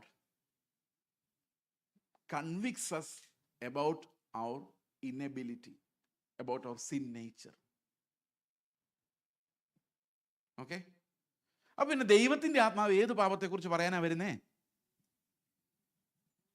Read verse 9. അവർ എന്നിൽ വിശ്വസിക്കായിക കൊണ്ട്. പാപത്തെക്കുറിച്ച്. അപ്പൊ ഏത് പാപത്തെക്കുറിച്ചാണ് ദൈവത്തിന്റെ ആത്മാവ് ബോധം വരുത്തുന്നത്? അവിശ്വാസം, അൺബിലീഫ്. ഇത് നമ്മുടെ ഉള്ളിലുള്ളതും നമ്മളിലൂടെ ലോകത്തിനും ബോധ്യം വരുത്തുന്നത്. ദൈവത്തിന്റെ ആത്മാവ് എങ്ങോട്ട് ഇറങ്ങി വരുന്നത്? ലോകത്തിലേക്കല്ല, നമ്മുടെ ഉള്ളിലേക്കാണ്, അല്ലേ? നമ്മളെ നോക്കുമ്പോഴാണ് അവർക്ക് മനസ്സിലാകേണ്ടത് എന്താണ് അൺബിലീഫ് കൊണ്ടുണ്ടാകുന്ന പ്രശ്നം. Because we are believers and they look at us and understand they are in sin. Okay. അപ്പോൾ ഈ അൺബിലീഫ് എന്ന പാപം, അപ്പൊ ദൈവത്തിന്റെ ആത്മാവ് തുടർച്ചയായിട്ട് നമ്മളെ വിശ്വാസത്തിൽ ഉറപ്പിച്ചുകൊണ്ടേയിരിക്കും. എന്താണ് ട്രൂ ഫെയ്ത്ത് എന്ന് നമുക്ക് ബോധ്യപ്പെടുത്തിക്കൊണ്ടേയിരിക്കും. അതില്ലാതെ വരുമ്പോൾ നമ്മളെ ഓർമ്മിപ്പിക്കും. അതാണ് ആത്മാവ് ചെയ്യുന്ന ഒന്നാമത്തെ കാര്യം. ഓക്കെ. ഇനി നമുക്ക് വിശ്വാസവും അനുതാപവും മാനസാന്തരവും എങ്ങനെയാണ് നടക്കുന്നത് നമുക്ക് നോക്കാം.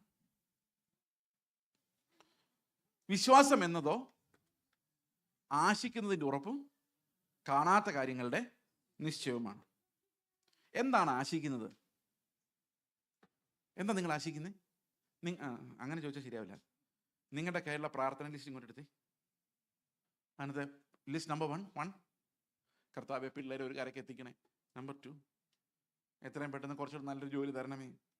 പെട്ടെന്ന്. നമ്പർ 3 ആരോഗ്യം വേണ്ട, ആവശ്യമില്ലാത്ത രോഗമൊക്കെ വന്ന് ഞങ്ങളെ ബുദ്ധിമുട്ടിക്കല്ലേ. അങ്ങനെയൊക്കെയല്ലേ? എന്തോ ആശ പറയട്ടെ. എങ്ങനെയെങ്കിലും സമാധാനമായിട്ട് ഒരു 10-150 വയസ്സ് വരെ ഒരു 100-120 വയസ്സ് വരെ ജീവിച്ച് ആരോഗ്യത്തോടെ നടന്ന് മക്കളെയും കൊച്ചുമക്കളെ അവരുടെ മക്കളെയും കണ്ട് അവരുടെ വായിരിക്കുന്നതെല്ലാം കേട്ട് കാശിനൊരു കുറവില്ലാതെ ബാങ്ക് അക്കൗണ്ട് ഇടയ്ക്കിടയ്ക്ക് നോക്കി, കൊള്ളാം ഇത്ര ഞാൻ സമ്പാദിച്ചത് നോക്കി സന്തോഷിച്ച്, അല്ലേ? പത്രത്തിലൊക്കെ നോക്കി എത്ര പേര് മരിച്ചു ഞങ്ങളുടെ പ്രായത്തിലുള്ളവർ. ഈ ഞങ്ങളുടെ നാട്ടിലൊക്കെയുള്ള കാരണന്മാരെല്ലാം മനോരമ വാങ്ങിക്കുന്ന ഒറ്റ കാര്യം അറിയാൻ വേണ്ടിയാണ്. അവിടെ എത്ര പേര് മരിച്ചു, അതിന് പോകണം, അപ്പോൾ അവരെയൊക്കെ കാണാം, ഇങ്ങനെയൊക്കെ സുഖമായി ജീവിക്കുക. ഇങ്ങനൊരു സ്വപ്നമാണ് മലയാളിയുടെ സ്വപ്നം എന്ന് പറഞ്ഞാൽ. അവനൊരു വീട് വേണം, വീടിനകത്ത് ആൾത്താമസം ഇല്ലെങ്കിലും കുഴപ്പമില്ല, ഞങ്ങൾക്ക് ഒരിക്കലും എത്തിപ്പറ്റാൻ പറ്റാത്ത സ്ഥലത്തായാലും കുഴപ്പമില്ല, അവിടെ വീണ് കൊടുത്ത് അപ്പനെ അമ്മയും അവിടെ ഓരോ മൂലയ്ക്ക് ഇരുത്തുക. അവർ മരിച്ചു കഴിയുമ്പോൾ അത് ചുമ്മാ കിടന്ന് ആരെങ്കിലും കൊണ്ടുപോകുള്ളൂ. ഈ ഒരു പണിക്ക് വേണ്ടിയുള്ള മനുഷ്യൻ്റെ ഓട്ടം ഒരു നിമിഷം ഈ ശ്വാസം പോകാവുന്ന ഈ ജീവിതം വെച്ചുകൊണ്ട് കളിക്കുന്ന കളികൾ, എനിക്കൊന്ന് മലയാളികളെ പോലെ അത്ര ആർത്തി വേറെ ആർക്കെങ്കിലും ഉണ്ടോ എന്ന് എനിക്ക് അറിയത്തില്ല. നമുക്ക് നമ്മളെക്കുറിച്ചല്ലേ അറിയത്തുള്ളൂ. അപ്പൊ ഇതൊക്കെയാ നമ്മുടെ ആശ, ഇതിനു വേണ്ടിയാ പ്രാർത്ഥന. പക്ഷെ ശരിക്കും ആശ നമുക്കുണ്ടോയെന്ന് ആത്മാവിലൊന്ന് പരിശോധിച്ച് നോക്കാം. ഓക്കെ, അങ്ങനെ വിശ്വാസികളാണോ നമ്മളെന്ന് അറിയണ്ടേ? വേണ്ടേ? ഓക്കെ, എന്താണ് ആശ? ഇവിടെ ആശ എന്ന പേരിൽ ആരെങ്കിലും ഉണ്ടെങ്കിൽ അതല്ല ഈ വിഷയം. റോമാലേഖനം 8:23, ആത്മാവെന്ന ആദ്യ ദാനം ലഭിച്ചവരായ നാമും, those who have the first fruits of the spirit. Romans chapter 8 verse 23. ആത്മാവെന്ന ആദ്യദാനം ലഭിച്ചിരിക്കുന്ന നാമം ആ, നമ്മുടെ ശരീരത്തിന്റെ വീണ്ടെടുപ്പായ നമ്മുടെ ശരീരത്തിന്റെ വീണ്ടെടുപ്പായ പുത്രത്വത്തിന് പുത്രത്വത്തിന് കാത്തുകൊണ്ട് ഉള്ളിൽ ഞരങ്ങുന്നു. അപ്പൊ നമ്മളെല്ലാം കാത്തിരിക്കുന്ന എന്തിനു വേണ്ടിയാണ്? അടുത്ത ജോബ്, അടുത്ത വിസ അല്ല. എന്തിനു വേണ്ടിയാ? ശരീരത്തിന്റെ വീണ്ടെടുപ്പായ പുത്രത്വത്തിന് വേണ്ടി കാത്തിരിക്കുന്നു. കാത്തിരിക്കുക മാത്രമല്ല, ഉള്ളിന്റെ ഉള്ളിൽ ഇങ്ങനെ ഞെരങ്ങിക്കൊണ്ടിരിക്കുന്നു. വീണ്ടും ജനിച്ചവരുടെ ഏറ്റവും വലിയ അടയാളം ഇത്. ഞാൻ 9 മണിയാകുമ്പോൾ നിർത്തും നിങ്ങൾ വെറുതെ വിചാരിക്കണ്ട. 9 മണിയാകുമ്പോൾ നിർത്താതെ, ഞാൻ 10 മണിയായിട്ട് നിർത്താതെ 10 മണിയാകുമ്പം ഒരു വാക്യം കൂടെ എന്ന് പറയുമ്പോൾ നിങ്ങൾക്ക് തോന്നുന്ന ഫീലിങ്ങിനെയാണ് ഞരക്കം എന്ന് പറയുന്നത്. അത് നമുക്ക് പറഞ്ഞറിയിക്കാൻ പറ്റാത്തൊരു വികാരമാണ്. ഞങ്ങളുടെ നാട്ടിലൊക്കെ ആണെങ്കിൽ പ്ലാസ്റ്റിക് കൂട് മടക്കുക എന്നുള്ളതാണ് പാസ്റ്ററിനുള്ള മുന്നറിയിപ്പ്. നിർത്തിക്കോ, ഭയങ്കര ശബ്ദമായിരിക്കും. ഇപ്പൊ പ്ലാസ്റ്റിക് കൂട് ആർക്കും ഇല്ല, എല്ലാം ഭയങ്കര ബാഗുകളൊക്കെ, അപ്പൊ സൗണ്ട് കുറവാണ്. ആത്മാവെന്ന ആദ്യ ദാനം ലഭിച്ചവരായ നാം. അപ്പം ആത്മാവ് ഉള്ളിലുള്ളതിൻ്റെ ഏറ്റവും വലിയ അടയാളം അന്യഭാഷയല്ല. കാരണം അന്യഭാഷ പറയുന്ന പല ആൾക്കാരിൽ ഭൂതങ്ങൾ ചാടിപ്പോന്ന് ഞാൻ കണ്ടിട്ടുണ്ട്. ഈ അന്യഭാഷ പറയുന്നവർക്കെല്ലാം ആത്മാവുണ്ടെന്ന് വിചാരിക്കരുത്, ഭയങ്കര അപകടമാണ്. മല്ലപ്പള്ളി ഒരു ചർച്ചിൽ ഒരു സഹോദരി അന്യഭാഷ പറഞ്ഞു, ഭയങ്കര അന്യഭാഷയുടെ എക്സ്പെർട്ടാണ്. പാസ്റ്ററിന് തലയിലോട്ട് കഴിച്ചപ്പോഴേ ഭൂതം ഇളകി. അപ്പൊ പാസ്റ്റർ ചോദിച്ചു, നീ എന്ത് ഈ അന്യഭാഷ പറഞ്ഞുകൊണ്ടിരുന്നു? പാസ്റ്റർ മുടിഞ്ഞു പോകണം, സഭ നശിച്ചു പോകണം എന്നാണ് പറഞ്ഞുകൊണ്ടിരുന്നത്. വലിയൊരു പങ്ക് സൈക്കോളജിക്കൽ പ്രോബ്ലമാണ്, കുറച്ചൊക്കെ മറ്റേതോ. പാസ്റ്റർ പറഞ്ഞു, യേശുവിന്റെ നാമത്തിൽ പോ എന്ന് പറഞ്ഞ പറയാം. 1 വർഷം കൊണ്ട് എന്നെ ഇവിടെ ഇരുത്തിയ 25 പുതിയ ആത്മാക്കളെ ഞാനിവിടെ കൊണ്ടുവരാം. ഇവിടെയൊക്കെ ഇരുന്ന് തുള്ളുന്നവർ എന്താ ആത്മാവിലായി ബഹളം വെക്കുന്നത് ആർക്കറിയാം? വീണ്ടും ജനിച്ചതാണോ എന്ന് പോലും അറിയത്തില്ല. എല്ലാ ആത്മാക്കളെ ഇങ്ങനെ അഴിച്ചു വിട്ടേക്കുക, കുറച്ചു നേരം തുള്ളിയിട്ട് പോവാ. നിങ്ങൾ ആലോചിക്കുന്നുണ്ടോ? പൗലോസ് ഇഷ്ടം പോലെ അന്യഭാഷ പറഞ്ഞിട്ടുണ്ട് അല്ലേ? എവിടെയെങ്കിലും ഡ്രം വെച്ച് ആരെങ്കിലും മൂപ്പിച്ച് വിടുമായിരുന്നോ? അന്യഭാഷ പറഞ്ഞുകൊണ്ടിരുന്ന ദൈവത്തിന്റെ ആത്മാവ് ഉച്ചരിക്കാൻ കൊടുക്കുന്നത് പോലെയാ. അല്ലാതെ ഉന്മാദത്തിനകത്ത് പെട്ടുപോയിട്ട് ആരെയും നമ്മൾ കാണുന്നില്ല. If the Holy Spirit gives you the language, it means it comes from the Spirit. It does not come from the drums and ecstasy. അപ്പോൾ നമ്മൾ ശരിക്കും ദൈവത്തിന്റെ ആത്മാവ് ഉണ്ടെങ്കിൽ നമ്മുടെ ഉള്ളിൽ കർത്താവെ വരണമേ എന്നൊരു ഞരക്കം സ്റ്റാർട്ട് ചെയ്യും. ഈ ഞരക്കം ഭയങ്കര ഇമ്പോർട്ടൻ്റ് ആണ്. എന്തുകൊണ്ടാണെന്നറിയോ? ഈ ഞരക്കത്താലാണ് നമ്മൾ രക്ഷപ്പെടുന്നത്. ഈ ഞരക്കം നമ്മുടെ ജീവിതാന്ത്യം വരെ രക്ഷയിൽ ഉറപ്പിച്ചു നിർത്തുന്ന ഒരു അതിപ്രധാനമായ ഘടകമാണ് ഈ ഞരക്കം. And when we are looking at the English Standard Version translation of this, or Tamil or any other language other than Malayalam, അവിടെ അടുത്ത വാക്യം ഇങ്ങനെയാണ്, For in this hope. കണ്ടോ? ഈ പ്രത്യാശയല്ലോ. മലയാളത്തിൽ മാത്രമേ ഉള്ളൂ ആ ഈ ഇല്ലാത്തത്. തമിഴ് എഴുതിയേക്കുന്ന ഇന്ത നമ്മക്കം. അപ്പൊ എന്തോ ഹോപ്പ് എന്ന് പറഞ്ഞാൽ നമ്മുടെ ഉള്ളിലുള്ള കർത്താവിൻ്റെ വരവിന് വേണ്ടി, നമ്മുടെ ശരീരത്തിൻ്റെ തേജസ്കരണത്തിന് വേണ്ടി നമ്മുടെ ഉള്ളിൽ തോന്നുന്ന ഞരക്കത്തെയാണ് നമ്മൾ എന്ത് പറയുന്നത്? പ്രത്യാശ എന്ന് പറയുന്നത്. നമുക്ക് കാശില്ലാതെ ഞരങ്ങുന്നവർ, അങ്ങോട്ടും ഇങ്ങോട്ടും വഴക്കുണ്ടാക്കി ഒരു വീടിന് അപ്പുറത്തും ഇപ്പുറത്തും ഇരുന്ന് ഞരങ്ങുന്നവർ, രോഗം വന്ന് ഞരങ്ങുന്നവർ എല്ലാം നമ്മൾ കണ്ടിട്ടുണ്ട്. പക്ഷെ കർത്താവ് വരാൻ വേണ്ടി ഞരങ്ങുന്നവർ, മൽപ്രിയനെ, എന്നേശു നായകനെ, എപ്പോൾ വരും? ഇപ്പം നമ്മൾ ആരാ നല്ലപോലെ പാടുന്നതെന്ന് വേണം കേൾപ്പിക്കാൻ വേണ്ടി മത്സരിച്ച് പാടുന്ന പാട്ടാണ്. അന്ന് അങ്ങനെ അല്ലായിരുന്നു. എപ്പോൾ വരും എന്ന് ചോദിച്ചു കഴിഞ്ഞാൽ അതിനകത്തൊരു കരച്ചിലുണ്ടായിരുന്നു. ഞാൻ രക്ഷിക്കപ്പെടുന്ന സമയത്ത് അങ്ങനെയായിരുന്നു എല്ലാവരും പാടിക്കൊണ്ടുവന്നത്. എല്ലാം പ്രത്യാശാഗാനങ്ങളെ പാടുമായിരുന്നുള്ളൂ. പോപ്പുലർ പാട്ടുകൾ, ചർച്ചിലെ പാട്ടുകളല്ല, സാധാരണ ആൾക്കാർ വെറുതെ പാടുന്ന പാട്ടുകൾ. ഈ കുഞ്ഞുങ്ങളൊക്കെ വളർന്നു വരുമ്പോൾ എല്ലാവരും പാടുന്ന ഒരു പാട്ടുണ്ട്, അതിനറിയാം, അക്കരയ്ക്ക് യാത്ര ചെയ്യും സിയോൻ സഞ്ചാരി. ഓർമ്മയുണ്ടോ? നിങ്ങളൊക്കെ അത് പാടി വളർന്ന പിള്ളേർ ഇവിടെ ഇരിപ്പുണ്ടായിരിക്കും. ചെറുപ്പത്തിലെ ആദ്യത്തെ പാട്ട് അക്കരയ്ക്ക് യാത്ര ചെയ്യുന്നുള്ള കാര്യമാണ് എല്ലാ പാട്ടിൻ്റെയും മെസ്സേജ്. സ്വർഗ്ഗനാട്ടിലൻ പ്രിയൻ തീർത്തിനും സ്വന്തം വീട്ടിൽ ചേർന്നിടുവാൻ രാജാതിരാജൻ മഹിമയോടെ വാനമേഘത്തിൽ മൽപ്രിയനെ അനേഷ് നായകനെ എപ്പോൾ വരും, സിയോൻ യാത്ര ഇതിൽ മനമേ ഭയമൊന്നും വേണ്ട ഇനിയും. എല്ലാ പാട്ടുകളും, പോപ്പുലർ പാട്ടുകളെല്ലാം ഇങ്ങനെയായിരുന്നു. ഇപ്പോഴത്തെ പാട്ട് എങ്ങനെയാണെന്നറിയാം? നിന്നെ ഞാൻ വീട്ടിലോട്ട് വിളിക്കുന്നില്ല, എൻ്റെ വീട്ടിലേക്ക് നീ വരരുത്, പുരയ്ക്കകത്ത് വരാൻ അതെൻ്റെ കുഴപ്പമാണ്, ഞാൻ നന്നാകാൻ ഉദ്ദേശിക്കുന്നില്ല, ഞാൻ പോരാത്തവനായതുകൊണ്ടാണ് നീ വരരുത്, നീ ദൂരെ നിന്നൊരു വാക്കുമതി, ഒരു വാക്കുമതി. ഓ, അവിടെ എത്തി. ഇവിടെ രക്ഷിക്കപ്പെട്ടെന്ന് പറയുന്ന പിള്ളേരെല്ലാവരും തുള്ളിച്ചാടി എൻ്റെ വീട്ടിൽ വരല്ലേ, ദൂരെ നിന്നൊരു വാക്ക് പറഞ്ഞു പറഞ്ഞിട്ട് ബഹള. ഒരു വെളിവും ഇല്ല. അതാ കൊർണല്യോസ് എന്ന് പറഞ്ഞ, അല്ല കൊർണല്യോസ് അല്ല, ശതാധിപൻ, ഏതാണ്ട് ഒരേ പൊസിഷനിൽ ഇരിക്കുന്ന ആൾ, അവിടുത്തെ പഴയ ശതാധിപൻ. അദ്ദേഹം കർത്താവിനോട് പറഞ്ഞു, നീ ഇവിടെ ഒന്നൊരു വാക്ക് കേൾപ്പിച്ച് എൻ്റെ കൊച്ചു സൗഖ്യമാവെന്ന് പറഞ്ഞപ്പം അവൻ പറഞ്ഞത്, മെനക്കെട്ട് വേളാങ്കണ്ണി വരെ പോകണ്ട, മെനക്കെട്ട് കോട്ടയത്ത് അവിടെ ഇവിടെയൊക്കെ ഇരിക്കുന്ന ദിവ്യന്മാരെടുത്ത് പോയി തലയെ കൈവപ്പിക്കണ്ട, അങ്ങനെ ദൂരെ എങ്ങും പോകണ്ട, നീ ദൈവമായതുകൊണ്ട് ഇവിടെ ഇരുന്നൊരു വാക്ക് പറഞ്ഞാൽ അവിടെ ഇരിക്കുന്ന എൻ്റെ കൊച്ചു സൗഖ്യമാവുന്നു. അവൻ പറഞ്ഞ വിശ്വാസം രക്ഷിക്കപ്പെട്ട ഒരാളുടെ വിശ്വാസമല്ല, ദൈവത്തിന്റെ ശക്തിയെക്കുറിച്ച് അറിയാവുന്ന ഒരാളുടെ ഫെയ്ത്താണ്. അത് മെശിഹായാന്നുള്ള വിശ്വാസത്തിൽ നിന്ന് വരുന്നതാണ്. അതുകൊണ്ടാണ് കർത്താവ് അതിനെ അംഗീകരിച്ചത്. മെശിഹായാണ് അവൻ ഇവിടെ നിന്ന് പറഞ്ഞാൽ പോരെ എന്ന് പറയുന്നത് മെശിഹായുടെ അധികാരത്തിന്മേലൊരു വിശ്വാസം. നമ്മൾ ഈ പറയുന്ന പോലെ പുറക്കകത്ത് വരാൻ പോരാത്തവനാന്നുള്ളതുകൊണ്ടല്ല. ഓക്കെ, അപ്പോൾ ഈ പ്രത്യാശ ഇല്ലാത്ത ഒരു സമൂഹത്തിന്റെ നടുവിലാണ് നമ്മൾ ജീവിക്കുന്നത്. ഞാൻ പറഞ്ഞു വന്നത്, ഞരക്കം വീണ്ടും ജനിച്ചവർക്ക് പോലും തോന്നുന്നില്ല. കാരണം ഈ ആശകളുടെ പ്രസംഗങ്ങൾ നമ്മുടെ ഞരക്കത്തെ എടുത്തു മാറ്റിയിരിക്കുന്നു. നിങ്ങൾ എയർപ്ലെയിനിൽ കൂടെ പോകുമ്പോൾ അത് ടർബുലൻസിൽ കിടന്ന് ചാടുമ്പോൾ നിങ്ങൾ എന്താ വിചാരിക്കുന്നത്? കർത്താവേ നിന്റെ അടുത്തേക്ക് നിന്നാണ്, അതോ അയ്യോ പോവുകയാണോന്നാ? അങ്ങനെയാണോ? എങ്ങനെ?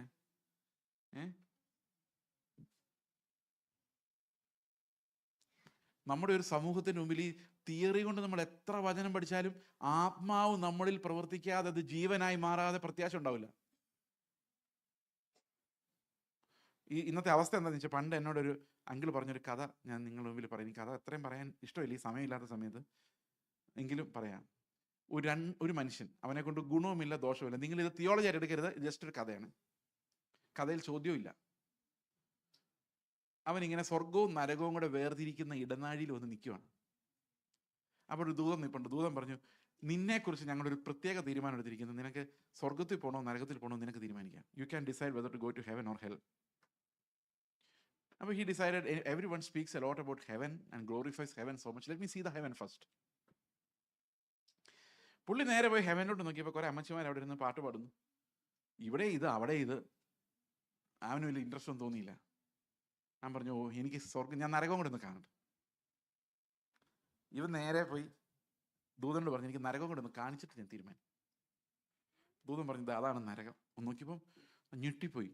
മനോഹരമായ ഒരു ഗ്ലാസ് കൊണ്ടുണ്ടാക്കിയ ഒരു കൊട്ടാരം, സ്വർഗം പോലൊന്നുമല്ല, ഭയങ്കര ബ്യൂട്ടിഫുൾ.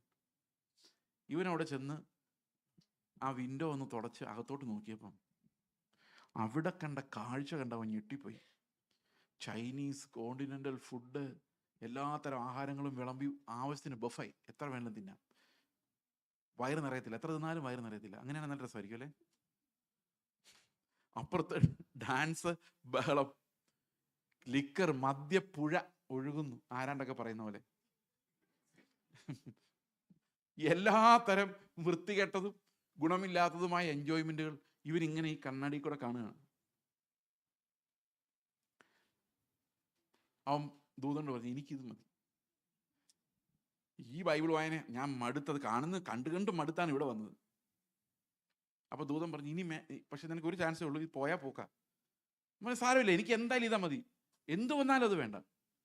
അവൻ ഡോറ് തുറന്നപ്പം, നരകത്തിൻ്റെ ഡോറ് തുറന്നപ്പോൾ 2 കുട്ടിപ്പിശാചുകൾ വന്ന് ഇവനെ തൂക്കി എടുത്തുകൊണ്ട് പോയി ഒരു ചട്ടിക്കകത്തിട്ട് വറക്കാൻ തുടങ്ങി.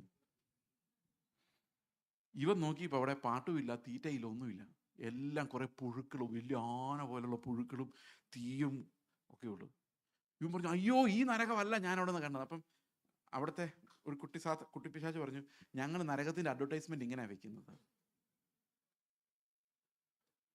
ഇതിനെ ചുറ്റിയാണ് മനുഷ്യൻ തിരിയുന്നത്, ഇതിനെ ചുറ്റിയാണ്. അതിൻ്റെ പുറകിലെല്ലാം ഒരു നാശം എന്ന മുദ്ര അടിച്ചിട്ടുണ്ട്. അതാണ് ആത്മാവ് അടുത്ത് ഇതിന് താഴോട്ട് പറയുന്നത്. ഈ ലോകത്തിൻ്റെ പ്രഭു വിധിക്കപ്പെട്ടിരിക്കുന്നതാണ്. ഇത് കാണുമ്പോൾ നമുക്ക് അതിനോട് മോഹം തോന്നുക. എന്നാൽ ഈ പാസ്റ്റർമാർ ചുമ്മാ ഇരിക്കണ്ടേ? ഒന്നാമത് നമ്മൾ ബലഹീനർ അങ്ങോട്ട് ഇങ്ങനെ ചാഞ്ഞാ നിൽക്കുന്നത്. അന്നേരം പറയുന്നത് ഇതെല്ലാം എൻജോയ്മെന്റ് നിനക്ക് തരുന്ന ഒരു ദൈവം ഇവിടെ ഇറങ്ങി വന്നത്. ഏത് ദൈവമായിരിക്കും ഇറങ്ങി വന്നേക്കുന്നത്? You are deceived into the world and into the destruction. ഇവര് നമ്മളെ കൊണ്ട് നല്ലത് ആലോചിപ്പിക്കില്ല. എന്നോടൊരു പ്രവാചകൻ പറഞ്ഞു, നിങ്ങൾക്ക് എയറോപ്ലെയിനിൽ നിന്ന് ഇറങ്ങാൻ വയ്യാത്തവർക്ക് മിനിസ്ട്രി വരുവാന്ന്. ഞാൻ പറഞ്ഞു, എനിക്ക് എയറോപ്ലെയിനിൽ നിന്ന് ഇറങ്ങാതിരിക്കാൻ പറ്റത്തില്ല. എന്തായി പറയുന്നത്? ഒന്ന് കുളിക്കണമെങ്കിൽ അതിനകത്ത് വരുമോ? ഇരുന്ന് കഴിയുമ്പോൾ മനസ്സിലാവും. ഇവിടെ നിന്ന് എന്താ ക്യാൻബറയിൽ നിന്ന് പെർത്ത് വരെ എത്തിയപ്പോഴേക്കും ഇത് എപ്പോൾ ഇറങ്ങും എന്നുള്ള ചിന്തയായിരുന്നു എനിക്ക്. ഒന്നാമത്തെ അവിടുത്തെ ടൈം ഇവിടുത്തെ ടൈമിൽ നമ്മുടെ കൺഫ്യൂഷൻ കാരണം എത്തിയോ എത്തിയില്ലയോ.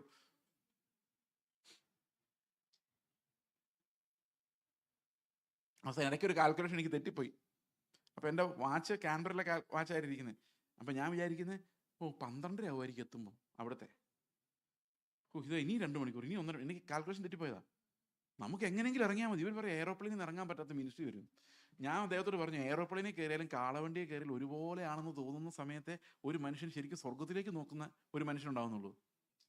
പ്രവചിക്കുന്നവർ അതേ പ്രവചിക്കാവൂ. മോഹങ്ങൾ ജനിപ്പിക്കുമാറ് ലോകത്തിൽ ഉന്നതനാകുമെന്ന് നമ്മളെ കൊണ്ട് ചിന്തിപ്പിക്കുന്ന പ്രസംഗങ്ങളെല്ലാം ഏത് കാറ്റഗറി വരുന്ന? ഏത് കാറ്റഗറി? ഈ പ്രസംഗങ്ങൾ ഇനി ഇത് കേട്ട് നിങ്ങൾ ഹല്ലേലൂയ പറഞ്ഞിട്ട് വീണ്ടും TV ഓൺ ചെയ്യുമ്പോൾ അത് കേൾക്കുമ്പോൾ അതിന് ഹല്ലേലൂയ പറയും. വൈബ്രേഷൻ കൊടുത്തു കഴിഞ്ഞാൽ എല്ലാം ഹല്ലേലൂയ. എന്താന്ന് പോലും കേൾക്കുകയില്ല. ആമേൻ.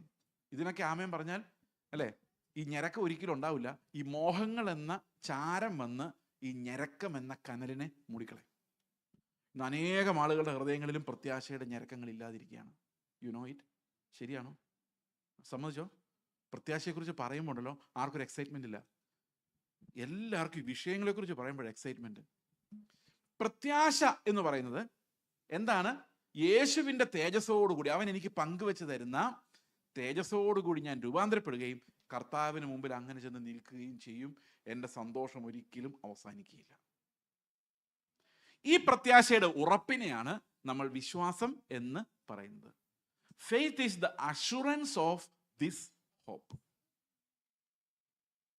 ഓക്കെ ആണോ? അപ്പോൾ ഇത് റീജനറേറ്റഡ് ആയ ഒരാൾക്ക് മാത്രമേ ഈ ഫെയ്ത്ത് കിട്ടത്തുള്ളൂ. വീണ്ടും ജനിക്കാത്ത ഒരാൾക്ക് ഒരിക്കലും ഈ ഫെയ്ത്ത് കിട്ടത്തില്ല. എന്താ? ഞാൻ ദൈവത്തിൻ്റെ മകനാണ്, ഞാൻ ഒരിക്കൽ തേജസ്കരിക്കപ്പെടുമെന്നും എനിക്ക് കർത്താവിൻ്റെ വരവിന് വേണ്ടി എൻ്റെ ഉള്ളം ഞെരങ്ങിക്കൊണ്ടിരിക്കുകയെന്ന ഞെരക്കം ഉണ്ടാവുകയും ആ ഞെരക്കത്തിനകത്തുനിന്ന് ഒരു ഉറപ്പുണ്ടാവുകയും ചെയ്യുവാൻ വീണ്ടും ജനിക്കാത്ത ഒരാളെ കൊണ്ടും സാധ്യമാണോ? ആണോ? അല്ലയോ? അല്ല. അപ്പോൾ ഒരാൾ വീണ്ടും ജനിച്ചതാണെന്നുള്ളതിൻ്റെ ഒരു പ്രധാനപ്പെട്ട തെളിവെന്ന് പറയുന്നത് എന്നേക്കും നിലനിൽക്കുന്ന ഒരിക്കലും ഭംഗം വരാത്ത ഒരു പ്രത്യാശയാണ്. ഈ പ്രത്യാശയുടെ ഉറപ്പിനാണ് നമ്മൾ എന്ത് പറയുന്നത്? വിശ്വാസം എന്ന് പറയുന്നത്. പ്രിയ സഹോദരങ്ങളെ, ഞാൻ വർഷങ്ങൾക്ക് മുമ്പ് ഒരു ചർച്ചിൽ ചെന്നപ്പോൾ അവരോട് ഞാൻ ചോദിച്ചു, അപ്പം ഞാൻ എന്താ പ്രസംഗിക്കുന്നത് അവർക്ക് അറിയത്തില്ല. 2013 ഞങ്ങൾ ആന്ധ്രയിലെ മിനിസ്റ്റർ കഴിയാറായി. ഇടയ്ക്കിടയ്ക്ക് ഇങ്ങനെ വന്ന് കേരളത്തിൽ ഏതെങ്കിലുമൊക്കെ ചർച്ച് വിളിക്കുന്നതനുസരിച്ച് പ്രസംഗിക്കുകയാണ്. അപ്പം ഞാൻ അവരോട് ചോദിച്ചു, നിങ്ങളുടെ അവസ്ഥയ്ക്ക് മാറ്റം വരും, നിങ്ങളുടെ ദേശത്ത് മാനിക്കും, നിങ്ങളുടെ തലമുറ അനുഗ്രഹിക്കുന്ന, രോഗങ്ങൾ സൗഖ്യമാക്കും, നിങ്ങളുടെ ബിസിനസ്സിനെ അഭിവൃദ്ധിപ്പെടുത്തും, നിങ്ങളെ വാരല്ല തലയാക്കും, നിങ്ങളുടെ അനുഗ്രഹ വിഷയമാക്കും, 100% ഉറപ്പുള്ളവർ കൈവക്കാൻ പറഞ്ഞു. എല്ലാവരും കൈവയ്ക്കും. ഭയങ്കര ട്രെയിനിങ്ങാണ് ആ വിശ്വാസത്തിൽ. എന്താ ട്രെയിനിങ് എന്നറിയാം? ഒരു പാസ്റ്റർ പോയി അടുത്ത പാസ്റ്റർ പോയി അടുത്ത പാസ്റ്റർ പോയി അടുത്ത പാസ്റ്റർ പോയി എന്ന് ഈ വിശ്വാസം ഉറപ്പിച്ചേക്കുക. നിന്നെ വാരല്ല തലയാക്കും, നിന്നെ ദേശത്ത് മാനിക്കും, അനുഗ്രഹിക്കും. ഇത് ഭയങ്കര ഉറപ്പാണ്. ഞാൻ പുറത്തോട്ട് നോക്കി 3 പാസ്റ്റർമാർ അവിടെ ഇരിപ്പുണ്ട്. എല്ലാവരും കൈവക്കി പിടിച്ചേക്കുക. ഗ്ലോറി ഗ്ലോറി എന്ന് പറഞ്ഞുകൊണ്ട്. അടുത്ത ചോദ്യം. ഇപ്പം സമയം 8:40. അയ്യോ 8:40. 8:41 കർത്താവ് വന്നാൽ 100% സ്വർഗത്തിൽ പോകുന്ന ഉറപ്പുള്ള ഒരു കൈവക്കാൻ പറഞ്ഞു. ഒരൊറ്റ ആൾ പോലും കൈവക്കില്ല. ഞാൻ പുറത്തോട്ട് നോക്കിയപ്പോൾ 3 പാസ്റ്റർമാരും കൈതാത്തി വെച്ചേക്കുക. ആശിക്കുന്നതൊക്കെ ഉറപ്പാ, പക്ഷെ ആശ മാറിപ്പോയി. ആശ മാറിപ്പോയതുകൊണ്ട് പ്രത്യാശ പൊളിഞ്ഞുപോയി. വിശ്വാസിയാണോ എന്ന് ചോദിച്ചാൽ ആണ്. എന്ത് വിശ്വാസിയാ? ഈ വിശ്വാസി. ഇത് അന്ത്യകാലത്ത് ലോകത്ത് സംഭവിക്കുമെന്ന് പറഞ്ഞിരിക്കുന്ന വിശ്വാസത്യാഗം നമ്മൾ അറിയാതെ തന്നെ നമ്മുടെ ഇടയിൽ, നമ്മുടെ സഭകളിൽ സംഭവിച്ചിരിക്കുന്നു. ഇന്ന് സ്വർഗത്തിൽ പോകുന്ന ഉറപ്പുള്ള ആൾക്കാരില്ല. അതിന് പല കാരണങ്ങളുണ്ട്. ഞാൻ കഴിഞ്ഞ വർഷം ഒരു IPCയുടെ ഒരു ലോക്കൽ കൺവെൻഷൻ സംസാരിച്ചുകൊണ്ടിരുന്നപ്പോൾ ഞാൻ പറഞ്ഞു, നിങ്ങൾ ഈ പണ്ട് കാലത്ത് എഴുതുന്നൊരു ട്രാക്റ്റിൻ്റെ ഓർമ്മയുണ്ടോ? ഇന്ന് നീ മരിച്ചാൽ നിന്റെ നിത്യത എവിടെ? ട്രാക്റ്റിൻ്റെ ടൈറ്റിൽ നിങ്ങൾക്ക് ഓർമ്മയുണ്ടോന്ന് അറിയില്ല. ഞങ്ങളുടെ ചെറുപ്പകാലത്തേക്ക് ഈ ട്രാക്റ്റാണ് മുഴുവൻ കാണുന്നത്. ഇപ്പോഴാണ് നിങ്ങൾക്ക് ബിസിനസ് പരാജയത്തിലാണോ എന്നൊക്കെ ചോദിച്ചു തുടങ്ങിയത്. അന്നത്തെ ട്രാക്റ്റിലെല്ലാം ഇന്ന് നീ മരിച്ചാൽ നിന്റെ നിത്യത എവിടെയെന്നായിരുന്നു. അന്ന് ഈ കാനാരി മടം എന്ന് പറഞ്ഞുകൊണ്ടൊരു ചാത്തൻ സേവാമൂടെ ഉണ്ടായിരുന്നു തൃശ്ശൂരടുത്ത്. കേട്ടിട്ടുണ്ടോ അത്? അവരുടെ പരസ്യം മനോരമയിൽ വരുമായിരുന്നു. നിങ്ങൾക്ക് ദാമ്പത്യ പ്രശ്നങ്ങളുണ്ടോ, കടഭാരമുണ്ടോ, രോഗത്താൽ ബാധിതനാണോ, ഞങ്ങളെ സമീപിക്കുക. കാനാരി ചാത്തൻ സേവാ മഠം. കേട്ടിട്ടുണ്ടോ അത്? കണ്ടിട്ടുണ്ടോ അത്? അന്ന് നമ്മൾ സുവിശേഷകര് കർത്താവ് വരാറായി, നിന്റെ ആത്മാവിടം ചോദിച്ചുകൊണ്ട് നടന്നു. പതുക്കെ കാനാരി മടങ്കാരുടെ അഡ്വർടൈസ്മെന്റ് നമ്മളെടുത്തു. നിങ്ങൾ ബിസിനസ് പ്രശ്നത്തിലാണോ, നിങ്ങൾക്ക് ദാമ്പത്യ പ്രശ്നങ്ങളുണ്ടോ, നിങ്ങൾക്ക് സാമ്പത്തിക പ്രശ്നങ്ങളുണ്ടോ, പരിഹരിക്കാൻ പാസ്റ്റർ മത്തായി ചേട്ടൻ. പുതിയ പരിപാടി. പക്ഷെ നമ്മുടെ അഡ്വർടൈസ്മെന്റ് അവരുടെ അഡ്വർടൈസ്മെന്റിനേക്കാളും ഭയങ്കരമായിരുന്നു. അവർക്ക് കോട്ട് സ്യൂട്ടൊന്നുമില്ല. നമ്മളതൊക്കെ ഇട്ട് നല്ല ഇങ്ങനെ സൈനൊക്കെ പിടിച്ചിരിക്കുന്നുണ്ടപ്പോഴേക്കും ഈ ആൾക്കാരെല്ലാം അന്ന് കാനാരിമഠത്തിൽ പോയ കൊതിയന്മാർ, അത്യാഗ്രഹികൾ എല്ലാവരും കൂടെ ഇതിനകത്തോട്ട് വന്ന് കയറി. അവര് കച്ചവടം പൂട്ടി. ഇപ്പോൾ അവർ അങ്ങോട്ട് പോകുന്നില്ല. ആ ബിസിനസ് മുഴുവൻ വൻതോതിൽ നമ്മൾ ഏറ്റെടുത്ത് അക്വയർ ചെയ്ത് വലിയ ബിസിനസ് ആക്കി മാറ്റി. പക്ഷെ ഇപ്പൊ നമ്മൾ അന്ന് ചെയ്തുകൊണ്ടിരുന്ന പണി ചെയ്യാൻ ആരുമില്ല. കേൾപ്പാൻ ചെവിയുള്ളവൻ സന്തോഷമായോ? മനസ്സിലാവുന്നുണ്ടോ ഈ കാര്യം ഇങ്ങനെയൊക്കെ നടക്കുന്നതെന്ന്?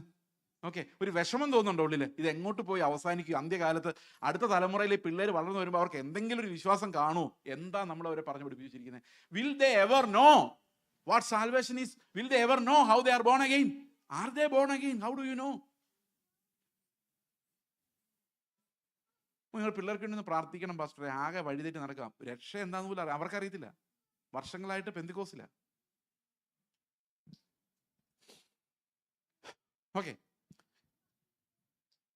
ആശിക്കുന്നതിന്റെ ഉറപ്പ്. ഇനി അടുത്ത കാണാത്ത കാര്യങ്ങളുടെ നിശ്ചയം. ഈ കാണാത്ത കാര്യങ്ങളുടെ നിശ്ചയം എന്ന് പറഞ്ഞു കഴിഞ്ഞാൽ നമ്മൾ അതിനെ ചെറിയൊരു പരിഷ്കാരം വരുത്തി ഇല്ലാത്ത കാര്യങ്ങളുടെ നിശ്ചയം എന്നാക്കിയിട്ടുണ്ട്. അതെങ്ങനെയാണെന്നറിയോ? ഇപ്പൊ ഈ ഹാളിൽ ഇല്ലാത്തൊരു കാര്യം പറഞ്ഞ് കുറച്ചുകൂടെ പവറുള്ള ഒരു AC ഉണ്ടായിരുന്നെങ്കിൽ തോന്നുന്നുണ്ടോ? ഇല്ല. തണുപ്പ് കൂടുതലാണോ? അല്ലെ വേറെ എന്താ വേണ്ടേ? വേറെ എന്തെങ്കിലും ആവശ്യമായിട്ട് തോന്നുന്നുണ്ടോ? ഇല്ല. ഇവിടെ ഇല്ല. നമുക്ക് പ്രാർത്ഥിക്കാം. എന്ത് പ്രാർത്ഥിക്കാം? ഒരു AC, വലിയൊരു 2 ടണ്ണിന്റെ 2 AC കൂടെ കൊണ്ടുവരുന്ന ദൈവത്തെ ഓർത്തു. നമ്മുടെ ഹാളല്ലാത്തതുകൊണ്ട് കൊണ്ടുവന്നിട്ടും കാര്യമില്ല. അങ്ങനെ ഇല്ലാത്ത കാര്യങ്ങൾ. വണ്ടി ഉണ്ടോ? ദൈവം തരും ബ്രദറെ. അത് കാണാത്ത കാര്യമാണോ ഇല്ലാത്ത കാര്യമാണോ? നിങ്ങളുടെ ഗാരേജിൽ കിടക്കുന്ന വണ്ടി നിങ്ങൾ കാണാത്തതാണോ? ആണോ അല്ലയോ? ഇല്ലാത്തതാണോ കാണാത്തതാണോ? ഇല്ലാത്ത. ജോലി ഇല്ല പാസ്റ്ററെ, പ്രാർത്ഥിക്കണം. ജോലി തരും ബ്രദറെ. തരും കേട്ടോ, അത് വേറെ കാര്യം. ഇത് വിശ്വാസം അതല്ല. വിശ്വാസത്തിന്റെ വിഷയം അതല്ല. ഇല്ലാത്ത കാര്യം. അപ്പൊ ആശിക്കുന്നതിന്റെ ഉറപ്പെന്നുള്ളതല്ല നമ്മൾ മോഹിക്കുന്നതിന്റെ ഉറപ്പെന്നാക്കി മാറ്റി. കാണാത്ത കാര്യങ്ങൾ എന്നുള്ളതല്ല ഇല്ലാത്ത കാര്യങ്ങൾ എന്നാക്കി മാറ്റി. വിശ്വാസിയാണോ എന്ന് ചോദിച്ചാൽ ആണ്. പക്ഷെ വിശ്വാസത്തിന്റെ അർത്ഥം മാറിപ്പോയി. മോഹിക്കുന്നതിന്റെ ഉറപ്പും ഇല്ലാത്ത കാര്യങ്ങളുടെ നിശ്ചയവും. ഈ കാണാത്ത കാര്യം എന്ന് പറഞ്ഞാൽ എന്താ? കാണാത്ത കാര്യം എന്ന് പറഞ്ഞു കഴിഞ്ഞാൽ ഉണ്ട്, പക്ഷെ നമ്മൾ കാണുന്നില്ല. ഭൂമി സൂര്യന് ചുറ്റും കറങ്ങുന്നുണ്ടോ? ഉണ്ടോ ഇല്ലയോ? നിങ്ങൾ കാണുന്നുണ്ടോ? നിങ്ങൾക്ക് വിശ്വാസമാണോ? അല്ലേ? അപ്പൊ കാണാത്ത കാര്യങ്ങൾ വിശ്വസിക്കുന്നതിനല്ലേ നമ്മൾ വിശ്വാസം എന്ന് പറയുന്നത്? അതോ നിങ്ങൾ ഇല്ലാത്ത കാര്യമായിരുന്നു നിങ്ങൾ വിശ്വസിച്ചപ്പോൾ അത് കറങ്ങാൻ തുടങ്ങിയതാണോ? ആണോ? എൻ്റെ പാസ്റ്ററെ ഈ ഭൂമി കറങ്ങുന്നില്ലായിരുന്നു ഓസ്ട്രേലിയ വന്നപ്പം. പിന്നെ ഞങ്ങൾ വിശ്വസിച്ചൊരു പ്രാർത്ഥന പ്രാർത്ഥിച്ചപ്പം ആ വിശ്വാസത്തിലൂടെ ഭൂമി കറങ്ങാൻ തുടങ്ങി. അങ്ങനെയാണോ? അല്ലല്ലേ? അത് ഓൾറെഡി കറങ്ങുന്നുണ്ടായിരുന്നു, നമ്മൾ കണ്ടില്ലായിരുന്നു. കാണാത്ത കാര്യമായിരുന്നു, നമ്മൾ വിശ്വസിച്ചു. കാരണം തെളിവുകൾ വന്നപ്പോൾ വിശ്വസിച്ചു. ഓക്കെ അല്ലേ? ദൈവം നമ്മുടെ മധ്യത്തിലുണ്ടോ? കർത്താവായ യേശുക്രിസ്തു നമ്മുടെ മധ്യത്തിലുണ്ടോ? ഉണ്ടോ ഇല്ലയോ? കാണാത്ത കാര്യമാണോ ഇല്ലാത്ത കാര്യമാണോ? അപ്പൊ കാണാത്ത കാര്യം എന്ന് പറഞ്ഞാൽ ഇല്ലാത്ത കാര്യമല്ല, ഉള്ള കാര്യമാണ്. നമ്മുടെ വിശ്വാസം ഒന്നും ഇല്ലാത്ത കാര്യങ്ങളെ ആസ്പദമാക്കിയല്ല, ഉള്ള കാര്യങ്ങളെ ആസ്പദമാക്കിയാണ്. അതുകൊണ്ടാണ് 2 കൊരിന്ത്യർ ലേഖനത്തിൽ പൗലോസ് പറയുന്നത്, ഞങ്ങൾ കാണുന്നതിനെ അല്ല, 4:18, കാണുന്നതിനെ അല്ല കാണാത്തതിനെ അത്രേ നോക്കിക്കൊണ്ടിരിക്കുന്നത്. കാരണം ഞങ്ങളുടെ വിശ്വാസം എങ്ങോട്ടാ പിടിച്ചിരിക്കുന്നത്? കാണാത്തതിലേക്ക്. കാണുന്നത് താൽക്കാലികം, അതോ നിത്യം. കാണാത്തതോ നിത്യം. നിത്യം. അപ്പൊ കാണാത്ത കാര്യങ്ങൾ എന്ന് പറഞ്ഞാൽ എന്ത് കാര്യങ്ങളാ? എന്ത് കാര്യങ്ങളാ? നിത്യമായ കാര്യങ്ങൾ. എന്താ പൗലോസ് പറയുന്നത്? കാണുന്നതെല്ലാം താൽക്കാലികം, കാണാത്തത് നിത്യം. അപ്പൊ കാണാത്ത കാര്യങ്ങൾ എന്ന് പറഞ്ഞാൽ എന്ത് കാര്യങ്ങളാ? Things that you can see are temporal, but things those are unseen are eternal. We are looking at the eternal things. We are looking at the invisible things. കാണാത്ത കാര്യങ്ങളെ ഞങ്ങൾ നോക്കിക്കൊണ്ടിരിക്കുന്നു പറഞ്ഞാൽ ആ വിശ്വാസത്താൽ പൗലോസ് നോക്കുന്ന എന്തിനാ? നിത്യമായ കാര്യങ്ങളെ അല്ലേ? ആണോ? ആ, അത് തന്നെ. ഓക്കെ, അപ്പൊ ഈ നിത്യമായ കാര്യങ്ങൾ എന്ന് പറഞ്ഞാൽ എന്താണ്? Time and eternity. What do you mean by eternity? എന്താണ് നമുക്ക് കാണാൻ പറ്റാത്ത നിത്യമായ കാര്യങ്ങൾ? ദൈവം ആദ്യം സൃഷ്ടിച്ചത് സമയത്തെയാണ്. Time. In the beginning God created heavens and the earth. അപ്പൊ ആദ്യം time, in the beginning time began, സമയം തുടങ്ങി. ഓക്കെ, ആകാശം ഭൂമി ഉണ്ടായി. അപ്പൊ ടൈം, സ്പേസ് ആൻഡ് മാറ്റർ ഒരേ സമയത്താണ് എക്സിസ്റ്റ് ചെയ്യുന്നത്. God created dum at one moment of time. സമയം തുടങ്ങി, ഇതെല്ലാം ഉണ്ടായി. അപ്പൊ ടൈം ഇവിടെ തുടങ്ങി, ഇവിടെ തീരുന്നു എന്ന് വിചാരിച്ചാൽ ഇതിനെ നമ്മൾ ടൈം ലൈൻ എന്ന് പറയാം.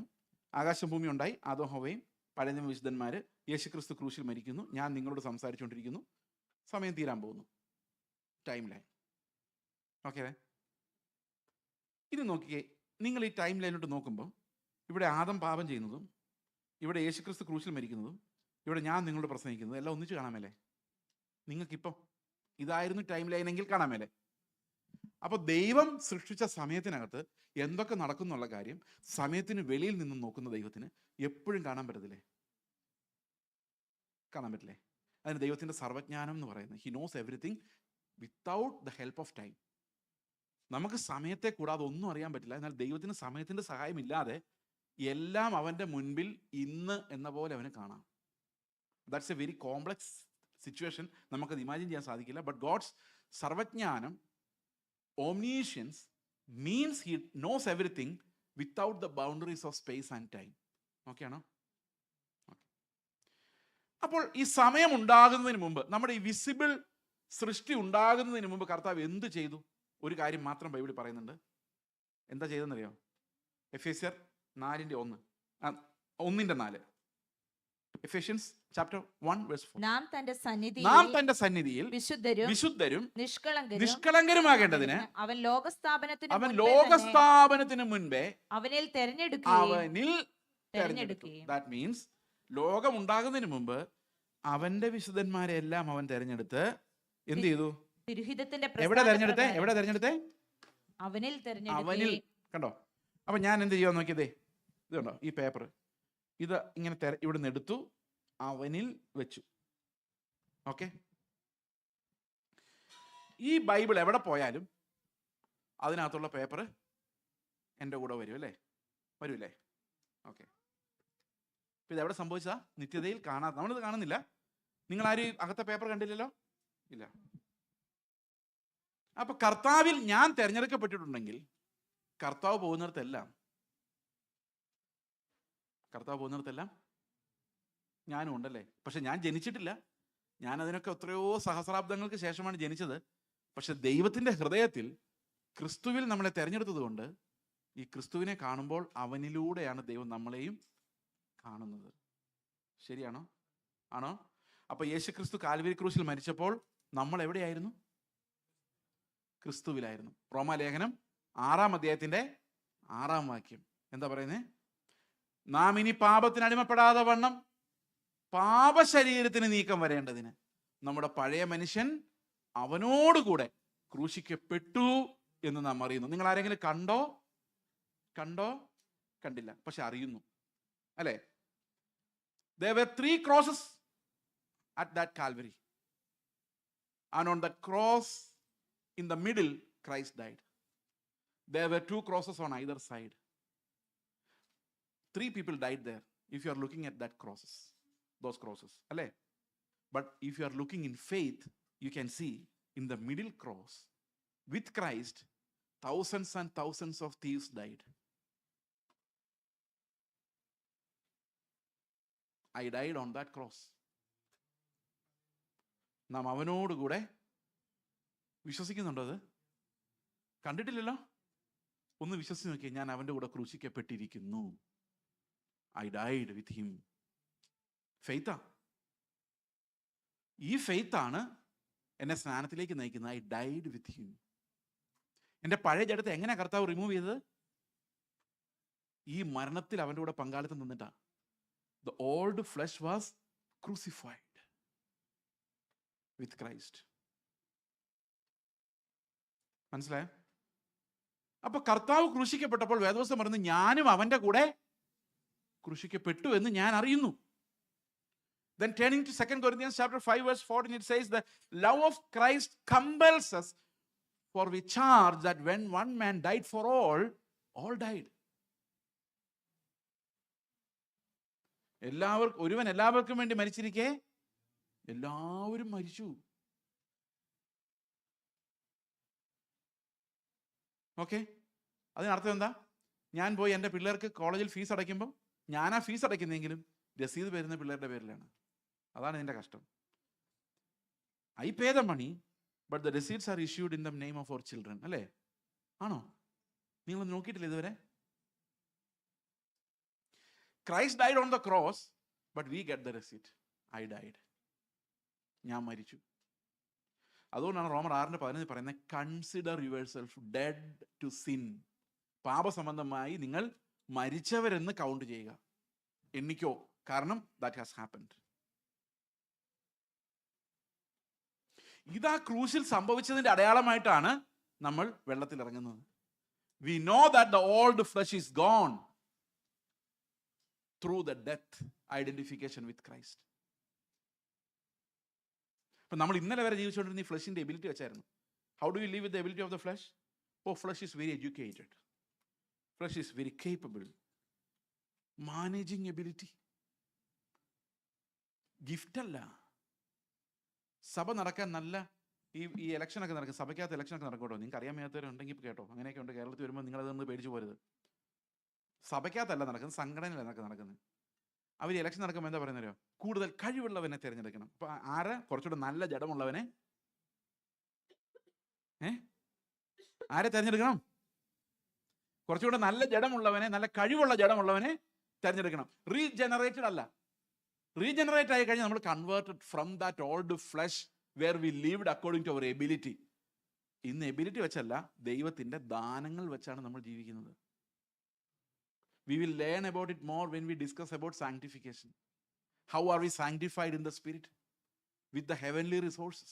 When we start living in the heavenly resources, we become sanctified. Okay. അപ്പൊ യേശുക്രിസ്തു കാൽവരി ക്രൂശിൽ മരിച്ചു എന്ന് പട്ടാളക്കാർക്ക് എങ്ങനെ മനസ്സിലായത്? എങ്ങനെ മനസ്സിലായത്?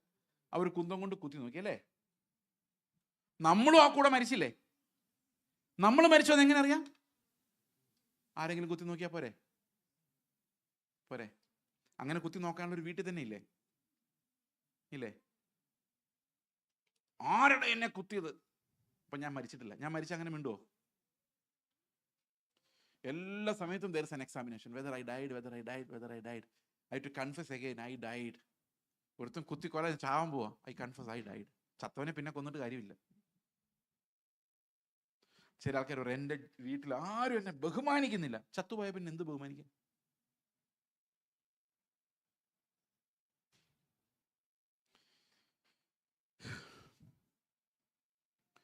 ഈ മരണം നമ്മൾ അനുഭവിക്കുമ്പോഴാണ് നമ്മൾ മാനസാന്തരപ്പെടുന്നത്. I died. ഞാൻ എൻ്റെ ഒരു ഫാക്കൽറ്റിയും വർക്ക് ചെയ്യിപ്പിക്കുന്നില്ല. So faith comes, repentance comes.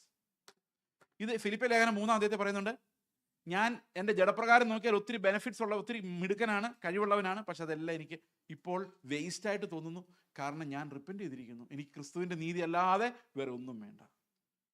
I deny myself and give myself to the cross. ഈ പഴയ മനുഷ്യനെ നിരന്തരമായി ഉരിഞ്ഞു കളയുമ്പോഴാണ് നമ്മൾ പുതിയ മനുഷ്യനെ ധരിക്കുന്നത്. when we deny ourselves, അതാ പറഞ്ഞേ, നിങ്ങൾ അവന്റെ മരണത്തിന്റെ സദൃശ്യത്തോടെ ഏകീഭവിച്ചവരായാൽ, if you conform yourself to the death of Christ, you will also be conformed to the image of his resurrection.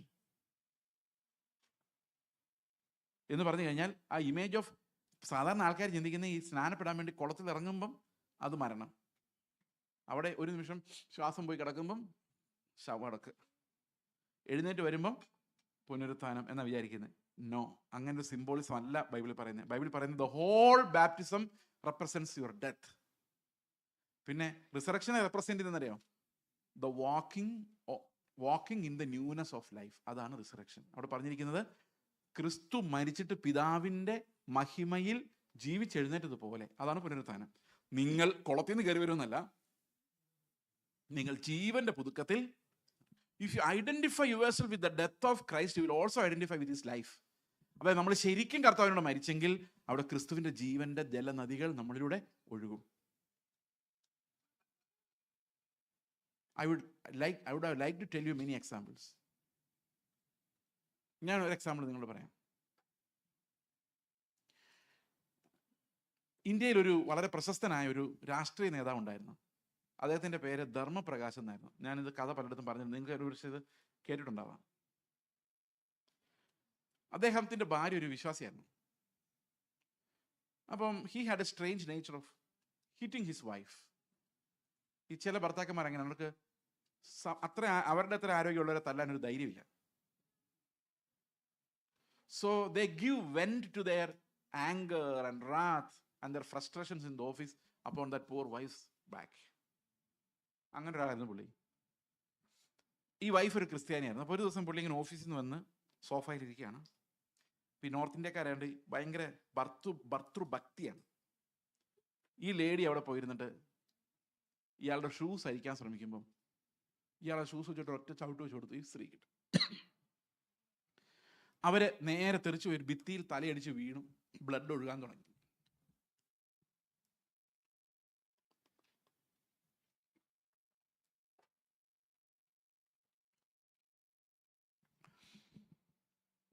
അപ്പോൾ അവരെന്ത് ചെയ്യുന്നു വെച്ച് കഴിഞ്ഞാൽ, അടുത്ത് കിടന്ന ഒരു റുമാലെടുത്ത്, ഒരു ടവലെടുത്തിട്ട് ആ മുറിവ് ശരിക്കും അങ്ങ് കെട്ടി. എന്നിട്ട് പിന്നെയും വന്ന് മുട്ടുകുത്തി നിന്ന് ആ സോക്സും കൂടെ ഊരി.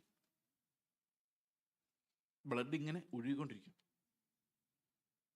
ഈ മനുഷ്യൻ ആ സ്ത്രീയുടെ കൂടെ നിലത്തോട്ടിരുന്നിട്ട് ചോദിച്ചു, എന്നെപ്പോലൊരു മൃഗത്തെ സ്നേഹിക്കാൻ നിനക്ക് എങ്ങനെയാ പറ്റുന്നതെന്ന് ചോദിച്ചു. അപ്പോൾ ഈ സ്ത്രീ പറഞ്ഞു, ഞാൻ മരിച്ചു, ക്രിസ്തുവാണ് നിങ്ങളെ സ്നേഹിക്കുന്നതെന്ന് പറഞ്ഞു. 90-ാം വയസ്സിൽ അയാൾ വചനപ്രസംഗകനായിട്ട് നോർത്ത് ഇന്ത്യയിൽ പ്രസംഗിക്കുന്നത് ഞാൻ അയാളെ കണ്ടില്ല. അയാളുടെ സ്റ്റേജ് ഞാൻ കണ്ടു. അയാൾ മിനിസ്ട്രി കഴിഞ്ഞ് പോയായിരുന്നു. He was 90+ at that time. He became a preacher. ഒറ്റ നിമിഷം he was shocked. Christ could love him that much. അതെങ്ങനെ ആ ലവ് ആ സഹോദരൻ്റെ ഉള്ളിൽ നിന്ന് വന്നതെന്നറിയോ? Because she died with Christ. അവൻ്റെ മരണത്തിൻ്റെ സദൃശ്യത്തോട് നിങ്ങൾ ഏകീഭവിച്ചവരായാൽ എന്ത് സംഭവിക്കും? അവൻ്റെ പുനരുത്ഥാനത്തിൻ്റെ സദൃശ്യത്തോടും ഏകീഭവിക്കും. ചില ആൾക്കാർ ഈ മരണം ഇങ്ങനെ അഭിനയിക്കും. ഭർത്താവ് ഇങ്ങനെ ഇരിക്കുന്നു, അല്ലെ ഭാര്യ എന്ന് പറയുന്നു, ഇന്ന് എന്താ വൈകിട്ട് ഉണ്ടാക്കാൻ വീട്ടിലൊന്നുമില്ല, മിണ്ടുന്നില്ല, ഞാൻ മരിച്ചു. നിങ്ങൾ എന്തെങ്കിലും ഒന്ന് ഞാൻ മരിച്ചു. ചില ആൾക്കാർ സെൽഫ് കൺട്രോളിൽ മരിക്കാൻ നോക്കും. ഒന്ന് പാസ്റ്റർ പറഞ്ഞല്ലേ ഇനി മിണ്ടാൻ പാടില്ല, ഞാൻ മരിച്ചു. സെൽഫ് കൺട്രോളിൽ മരിക്കാന്ന് പറഞ്ഞാൽ ഞാൻ അങ്ങ് മരിക്കുക, ചുമ്മാ കസേരയിലിരുന്നു. അങ്ങനെ മരിക്കാൻ ആരെ കൊണ്ടും പറ്റില്ല. ഈ സെൽഫ് ഡിസിഷൻസ് കൊണ്ടാണ് നമുക്ക് ശരിക്കും വിക്ടറി ഇല്ലാത്തത്. നമ്മൾ വിചാരിക്കും ഇന്നോട്ട് ഞാൻ മരിച്ചു. അങ്ങനെ മിണ്ടാതിരുന്ന് കുറേ ദേഷ്യം വരുമ്പോൾ ശരിക്കും മരിച്ചില്ലെങ്കിൽ ഇതൊരു കൺട്രോൾ കഴിയുമ്പോൾ ചാടി എഴുന്നേക്കും. മരിക്കാൻ പോലും നീ സമ്മതിക്കത്തില്ലെന്നായിരിക്കും അടുത്ത് ചോദിക്കുന്നത്. ഞാൻ ഇത്രയും നേരം മിണ്ടാതിരുന്നിട്ടും അപ്പൊ ശരിക്കും മരിച്ചില്ലായിരുന്നല്ലേ, മിണ്ടാതിരിക്കുമായിരുന്നു. ഇത് ഭയങ്കരമായ ഡിസെപ്ഷൻ. ഓരോ വാക്യവും നമ്മൾ ശരിക്കും മനസ്സിലാക്കിയില്ലെങ്കിൽ ഇതിനകത്തെല്ലാം ചതികൾ ഒളിഞ്ഞിരിപ്പുണ്ട്.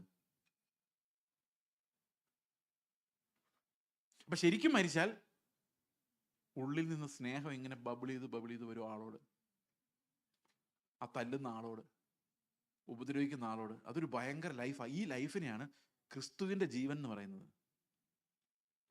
That's the only life worth living. ഇതൊരു മിറക്കിൾ അല്ല. ദൈവത്തിന്റെ ഭാഗത്ത് നോക്കുമ്പോൾ ഇതൊരു മിറക്കിളേ അല്ല. പക്ഷെ എന്നെപ്പോലൊരു പാപി അങ്ങനെ ജീവിക്കാൻ തുടങ്ങുന്നത്, sinner like me living like that is a miracle for me. കാരണം എന്നിൽ വസിക്കുന്ന ഞാനല്ല, വിശ്വാസത്താൽ ക്രിസ്തുവാണ്. That means it is a faith. I am converted to the faith life. ഈ പ്രിൻസിപ്പിൾ നിങ്ങളുടെ ജീവിതത്തിലോട്ട് വന്നാൽ, വീട്ടിലോട്ട് വന്നാൽ, മക്കളുടെ അടുത്തോട്ട് വന്നു കഴിഞ്ഞാൽ, you are delivered from that yoke of sin. ഇനി നാം പാപത്തിന് അടിമപ്പെടാതെ വണ്ണം. അപ്പൊ നമുക്ക് ഈ പാപത്തിന്റെ അടിമത്തിൽ നിന്ന് രക്ഷപ്പെടാനുള്ള ഒരേ ഒരു വഴി എന്താ? മരണമാണ്.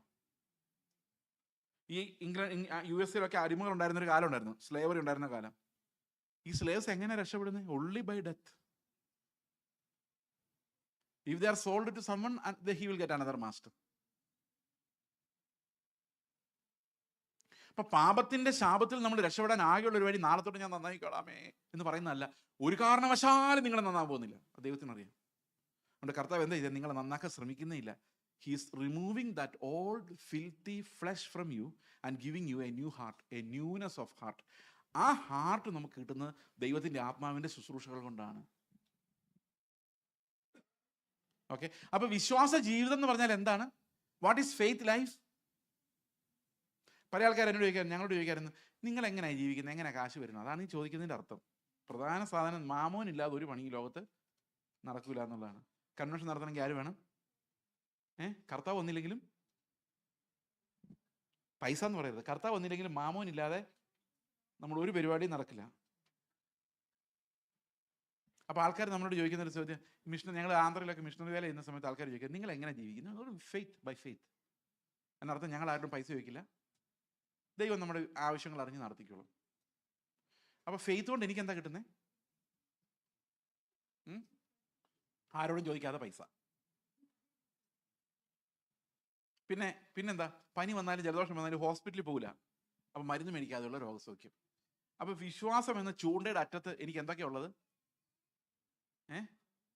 പൈസയും ആരോഗ്യവും ലോകവും. പിന്നെ ലോകമായി അല്ലേ?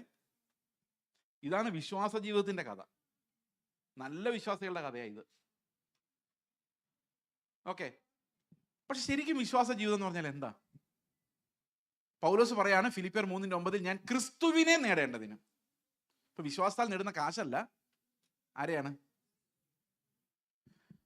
ന്യായപ്രമാണത്തിന്റെ അനുസരണത്താൽ ദൈവം എനിക്ക് തരുന്ന സ്വന്തം നീതിയല്ല,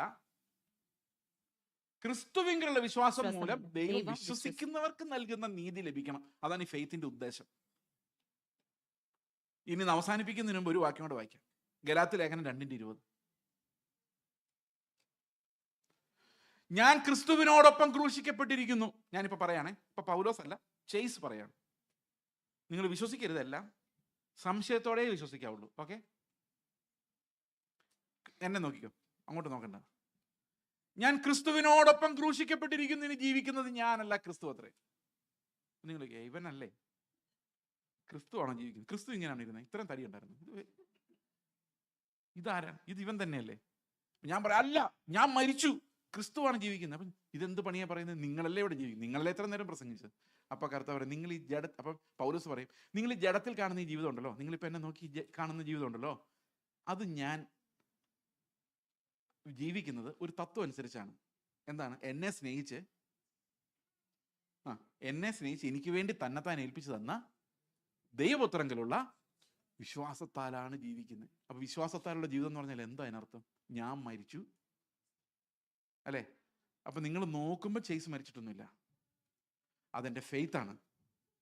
അപ്പൊ ഫെയ്ത്ത് ലൈഫ് എന്ന് പറയുന്നത് കാഴ്ചയുള്ള ലൈഫല്ല. ഈ ഫെയ്ത്ത് ലൈഫ് എന്നെ കാണിച്ചു തരുന്ന നിത്യമായ യാഥാർത്ഥ്യങ്ങളിലേക്കാണ്.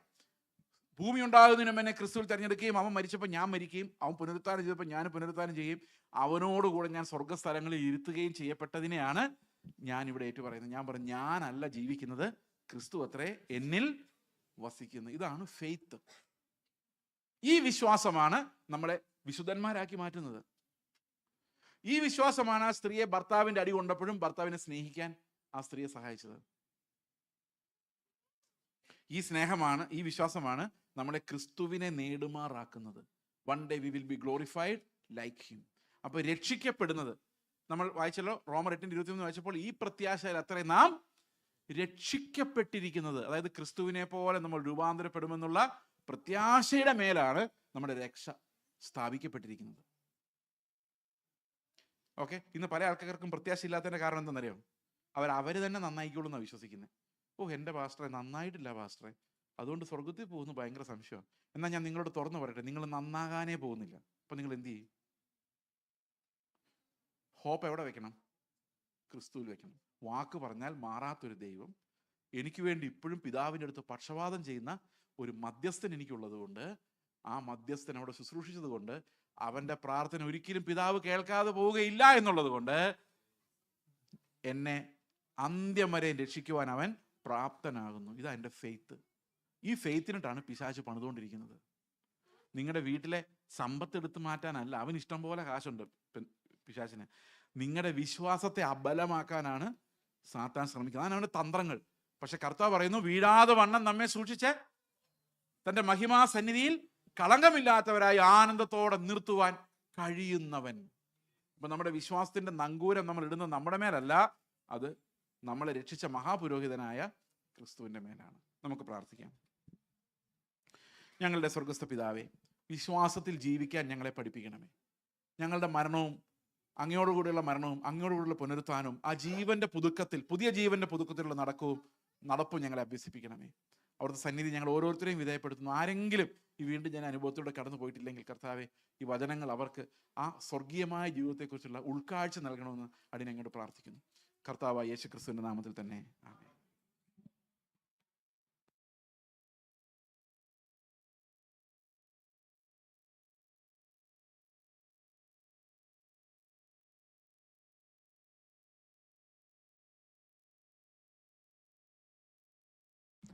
ഹല്ലേലൂയ.